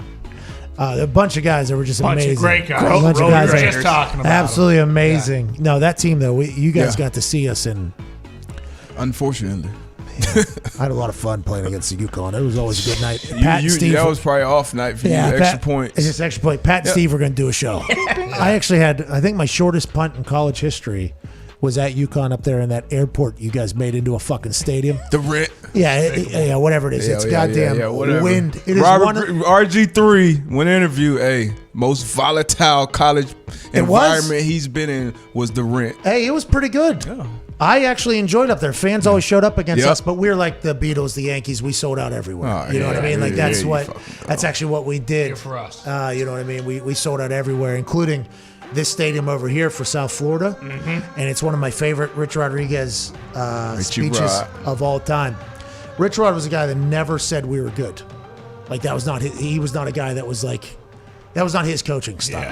Everybody fucking stunk. You're terrible. We need to work harder. Let's go. And then at the end, he would celebrate. Like after wins, you know what's fun? Kicking somebody's ass. So like he would enjoy those moments. You know, like after the game, he would enjoy it. But never did he like buy into complimenting us. You know, The hype. Different way. we played South Florida. We played South Florida Thursday night game. I think it might have been. We had like the highest rated Thursday night football games in ESPN's history for like 4 or 5 years straight running. Was that when they were ranked high too? They had Matt us- Grothy. Yeah, well, they were hot. Yeah, and Yeah. they had that one coach, tall blonde headed guy who ran sprints before the goddamn game. Yeah, I know you're talking about. I think he got Rich Rod a little fired up about everything. You know, I think there was a chance. Rich Rod almost fought that the big guy from Maryland, Fridge. Oh yeah, Ralph Fridge. Almost fought him afterwards. By the way, Ralph deserved it for what he said, but Rich was one of those guys where like, hey, I'm not taking shit either. Like my guys need to know that my piss still runs hot too. Like if the guys are going to do things, they're going to do things. This USF coach, I think he was always running sprints and like he was kind of, you know. So I think there was a little bit more fire for Rich playing against that team. You know what I mean? I feel like there was a little bit more fire, and we're going to play them. And he had this whole speech about how it's going to be their first ever sellout at this at the Buccaneer Stadium. It's going to be this entire thing, and he had us all. He gave us all Yankees hats the night before, and the Yankees amateur or AAA or AA is right across the street from there or whatever. He said, we're like the motherfucking Yankees. When we show up, we sell out their stadiums. It's the biggest night of their organization's entire existence. They have a concert going on outside. Party like a rock, party like a rock. So they're doing a concert outside. We sold out. He said, we're the motherfucking Yankees. And NY on the hat, they think they've arrived. They think this Bulls team has arrived. Not yet, motherfucker. It's still our division, right? And it was like, oh my God, this is not normal for Rich Rod. Like, this is not like him like kind of feeling us, because we were, by the way, at that point, and we kind of all believed that. And by we, I mean I'm riding the coattails of people that believe that. And then we went out, and we lost. And we lost the next night. There was never another hat. There was never another. I think USF was ranked like 2 that year. Yeah. They beat Auburn, I think, 2 that year. Us, USF, and Louisville were all top 10, I think, at one point. The Big East had a run there for a while that never gets talked about because it kind of got ran out of existence due to cash flow. But there was a run. I mean, Ray Rice. Yeah, and Rutgers. UConn was ranked 2. Yeah. First time in history ever. We got up to 13. Ooh. I didn't know that. Yeah, I think it might have been that same year, or we co-won the the Big East one year with you guys. But Donald Brown running. Yeah, Donald Brown was in the Heisman race. Ray Rice had a Steve. Heisman. At one point, it was like Steve, Ray, Shady McCoy, Shady, Donald Brown, and then Louisville had a bunch of. They had Bush. Remember Bush, Yeah. big ass Bush. Brian Braun, Harry Douglas. They had some. They had a returner too. They had a returner who was very fast. I saw him run right by me. We had the best return in the conference, though. Who? Big East all-time leader, Larry Taylor, which will always be a Big East all-time leader now. Yeah, I don't know. Short guy. I Like I said, you didn't punt much. Yeah, I don't know who that didn't punt much against you. That poor guy never got a chance. Yeah, that poor guy never got a chance. But Darrell Rivas was also returning that's right. in the Big East at one point, and he got an SB. I was actually part of an SB. Yeah, I remember that part. I was part of an SB. I'm diving at the end, looking. Rich Rod with a full breakdown of that play the next day was awesome. In the team room, lights off, laser pointer. What the fuck is this? I would have got up if I could. I would have if I could have. Are you? And then this is going to win a goddamn award. They're saying it's the best play of all time. Against you, Pat. Your punt. Greatest play of all time. Not for you. What's that mean? That guy was the best, dude. Let's play some music and get to a break, huh? I don't know How was he during those charity events? Rich Rod. Did he just flip a switch? Yeah, because I think his competitive juices are what we saw. When he was in the building, I think it was time to work. Hey, everything I'm doing is to try. I believe every single ounce of blood and skin and everything in his body wanted to win all the time, every time. I believe that. But I assume that there was a Rich Rod outside of the building that we never got to see. Yeah. Unless it was in the media or at these events or anything like that. But typically, you don't get to that position unless you are also a grade A schmoozer with, He was, the way he would be able to put together swear words, I was mystified by it. I was like, God damn, this guy's good. But at the moment, we cannot laugh about this, but there will be a gong show at the end of training camp that each year I will try to remember everything that you did say this year, and we'll bring it back. And he would laugh, which was good, but he was a maniac. Big East was very good. Tell your friend to fuck off.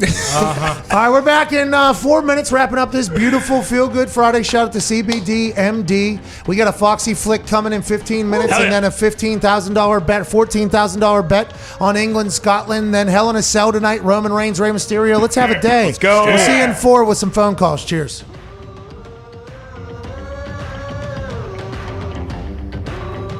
Remember the Titans.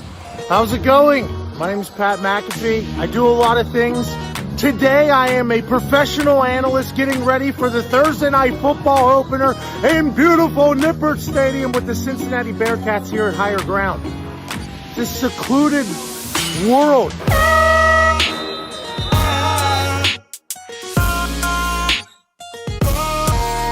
Good squad, good place. Excited for this morning practice. I'm obviously unbiased, but I'm pulling hard for Cincinnati to do well on Thursday night. I like to say, I'll eat clipboard quarterback, man.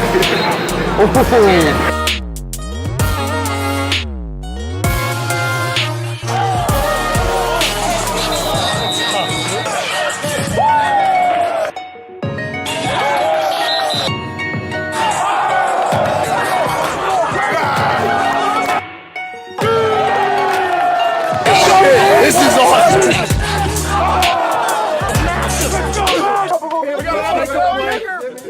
And we got hopefully a future NFL kicker.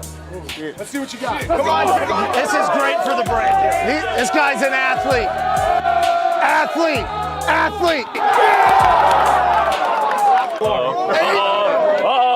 Hey, let's go. Hey, goodness. They say kickers are athletes. We'll find out. Let's go. Pull it up. Heads up. Popping on the west side, this is where I stay.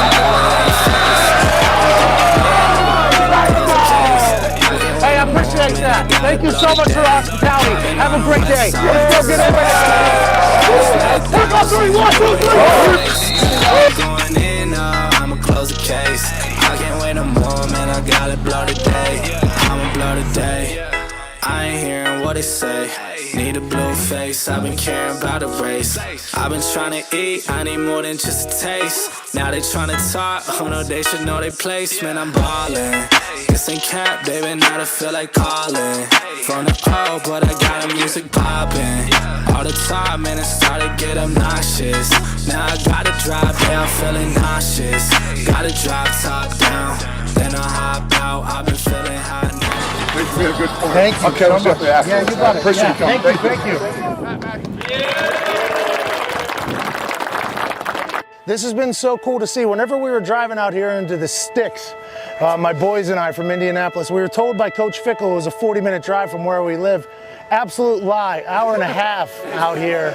But as we were getting out here, we didn't know what we were going to show up to. And this is such a cool scene here. I remember whenever I was in college, we won a lot of games, beat Cincinnati a couple times. It was a great day. But I remember my boys, right? Like I still am in touch with them every single day, every single week. We had this moment where we went from boys to become men. And you guys were a really young team last year, but got to experience a lot of wins. Like now the expectation level are high. And I can't wait to talk you all up on Thursday night against UCLA. UCLA refused to respond to my tweet. So I am a Bearcat fan on that opening night, and I cannot wait to watch you guys dominate.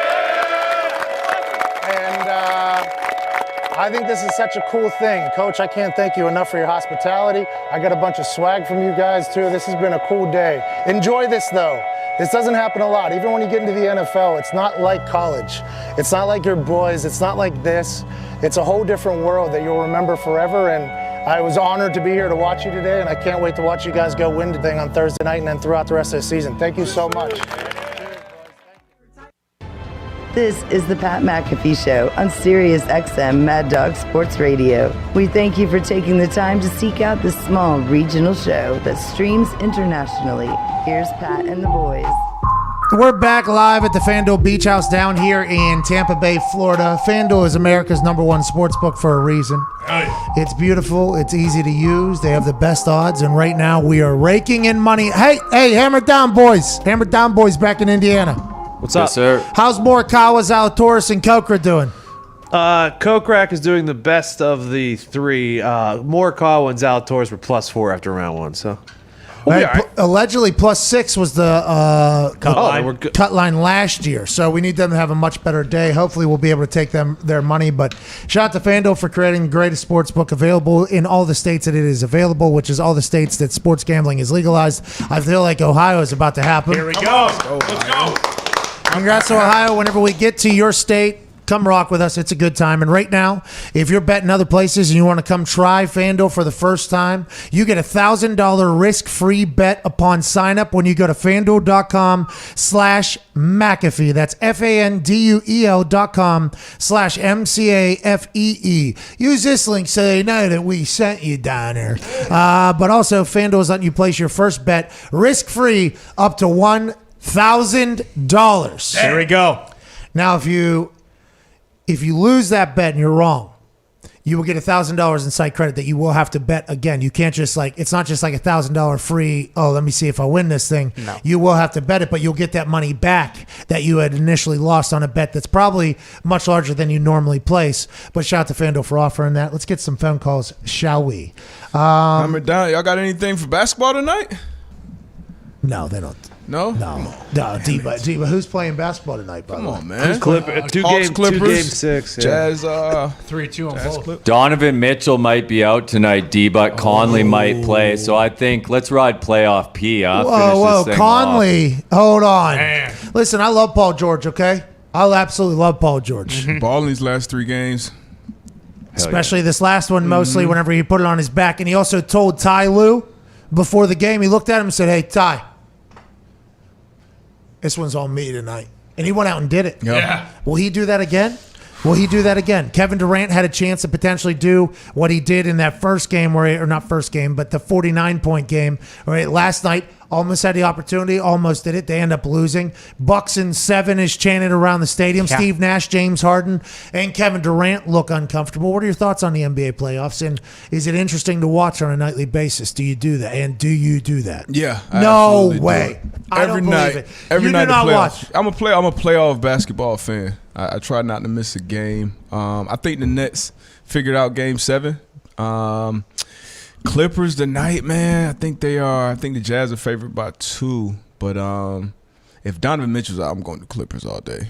See, that feels like if Donovan Mitchell's out, you're supposed to go Clippers, right? Yeah. You're supposed to go Clippers. And is that how basketball works, Gumpy? Are they forcing you into bad bets in basketball? I mean, Clippers +2 at home feels like a trap, but if Mitchell's out, I will definitely bite on that. That legitimately at home +2 with the greatest player in franchise history, says Stephen A. for the Utah Jazz, out. Yeah. That makes no sense at all. So for that reason, go ahead and put me down on Utah. Just Okay. let everybody know. Yeah, I'm going on Utah. Just that sounds like the easiest bet of all time. What about Philly, Atlanta? Well, see, the thing about that particular series is Trae Young is an absolute assassin. Killer. He's a baller. And Atlanta seems to be all in. I don't know. I think it was Quavo was at the game in Philadelphia on the sideline. You can't be dancing in Philadelphia people's face as much as he was, by the way. And they were able to do that because Trae is so goddamn good. I like that Atlanta Tricked team. off a 26-point lead. That's a collapse, they say. Yeah. But Wild. Kendrick Perkins said, everybody talking about Philly collapse. What about Trae Young in Atlanta taking over? Carry the fuck on, I believe is what he said. Collapse.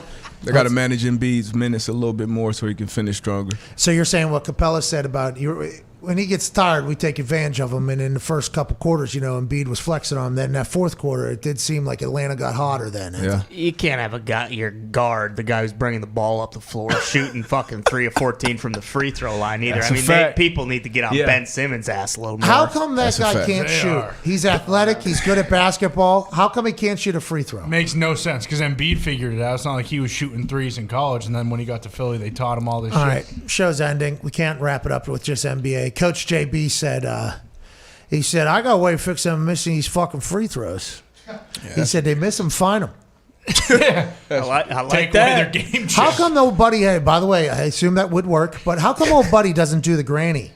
The You got to that try can't- something. Shoot your other hand. Switch it up. Something, man. I think he did, right? Wasn't he a righty originally, and then he became a lefty, and then I think at the free throw line. I can't believe that guy just is one of the highest paid players, right? He gets paid a lot of money. Yeah. And he has no idea how to shoot a basketball in a game of basketball. That's I wild. respect it. Got to be a great athlete to Did do Shaq so. ever try Granny?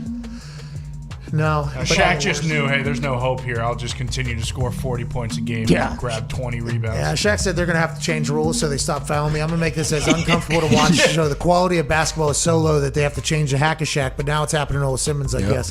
Hell of a week. Thank you for joining us, D-Butt. Appreciate you Big for having thanks me. to Sugar Sean today and Ian Rappaport. AJ stopping by from his little cult party down there in Florida. To all of our guests this week, thank you for your time. To everybody that listened on SiriusXM Channel 82, Mad Dog Sports Radio, thank you so much for your investment. We have no idea why. We'll be back with a huge show on Monday. Huge. Next week, big giveaway week because we're off the following week. Chris Mad Dog Russo with Mad Dog Unleashed will be on the other side of this 6-minute break. Happy Father's Day to everybody out there listening, including my dad. You're the best. Cheers. I was going to wrap up the show with a shout out to old Tim McAfee, but then I realized we only had a minute left on Sirius, so I'll do that for the YouTube. I'll do that now. Happy Father's Day, by the way, this weekend to everybody. To my dad, Tim, you're the fucking man, pal. You know it. I know it. We know it. Everybody that's ever met you says what a fucking legend that guy is. That's what you are. Thank you for giving me everything that you gave me through my childhood. And I'm not talking about material things, but I'm talking about, setting a standard for me to operate by both as a human and at work. I appreciate you so much. Happy Father's Day to you, old man. I'll be calling Hell in a Cell. All right, Let's so go. I won't be able to be there. I appreciate you. Darius, Big watching time. you be a dad is fucking awesome, by the way. Dad of the year. To everybody out there that's taking Fun. care of kids that is a father, happy Father's Day. What do you Appreciate got? it. Anything you got an Happy early Father's gift? Day too, Dad. Yeah, Mitchell Butler. Shout out setting the standard, laying the foundation. See that? All That's my what it's all brothers- about, by the way. brothers, for sure. Do you for think sure. about that as your parenting, like what your dad did, and do you become your dad while you're parenting? That's what everybody says. Yeah, just how hard as an adult when you raising your own kids, you're like, damn, parents make shit look so easy. So it's crazy the respect that I have for him and my brothers, our dads, older brother, younger brother, real. It's a dope, the best job in the world. Yeah, I've heard it could also be the worst, and that's what I'm. If you got a Dahmer as a kid, I assume that is not that great of a. Look out. But allegedly, I think that was his parents' fault. Oh, yeah, for sure. You never know who's going to be a serial killer. Hopefully, if you're not one, say thanks to your dad out there. Happy Father's Day.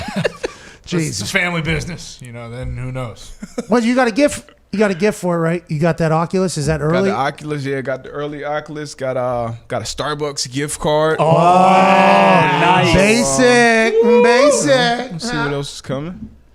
Hey, you need to learn how to knock people out in that goddamn Oculus. Yeah, that's not good. Yeah. Foxy, you knock somebody out in that Oculus? Oh, yeah, all the time. See, that's what I'm talking about. Look at that guy. Look at that guy. That guy does it. Can't have that happen. I got the cheat codes, man. I'll figure it out. Don't worry, I get the glitches. The fact that you only fought the two lowest stooges in that game and didn't knock anybody out, it makes me question everything I've ever said. Bro, I about hit you. these dudes 300 times in the face. I have said very positive things about your athleticism. 300 times. Everybody I've ever got a chance to chat with. I'm like, Darius Butler, probably the smoothest athlete I've ever seen in my entire life. That guy can figure it out at whatever it is.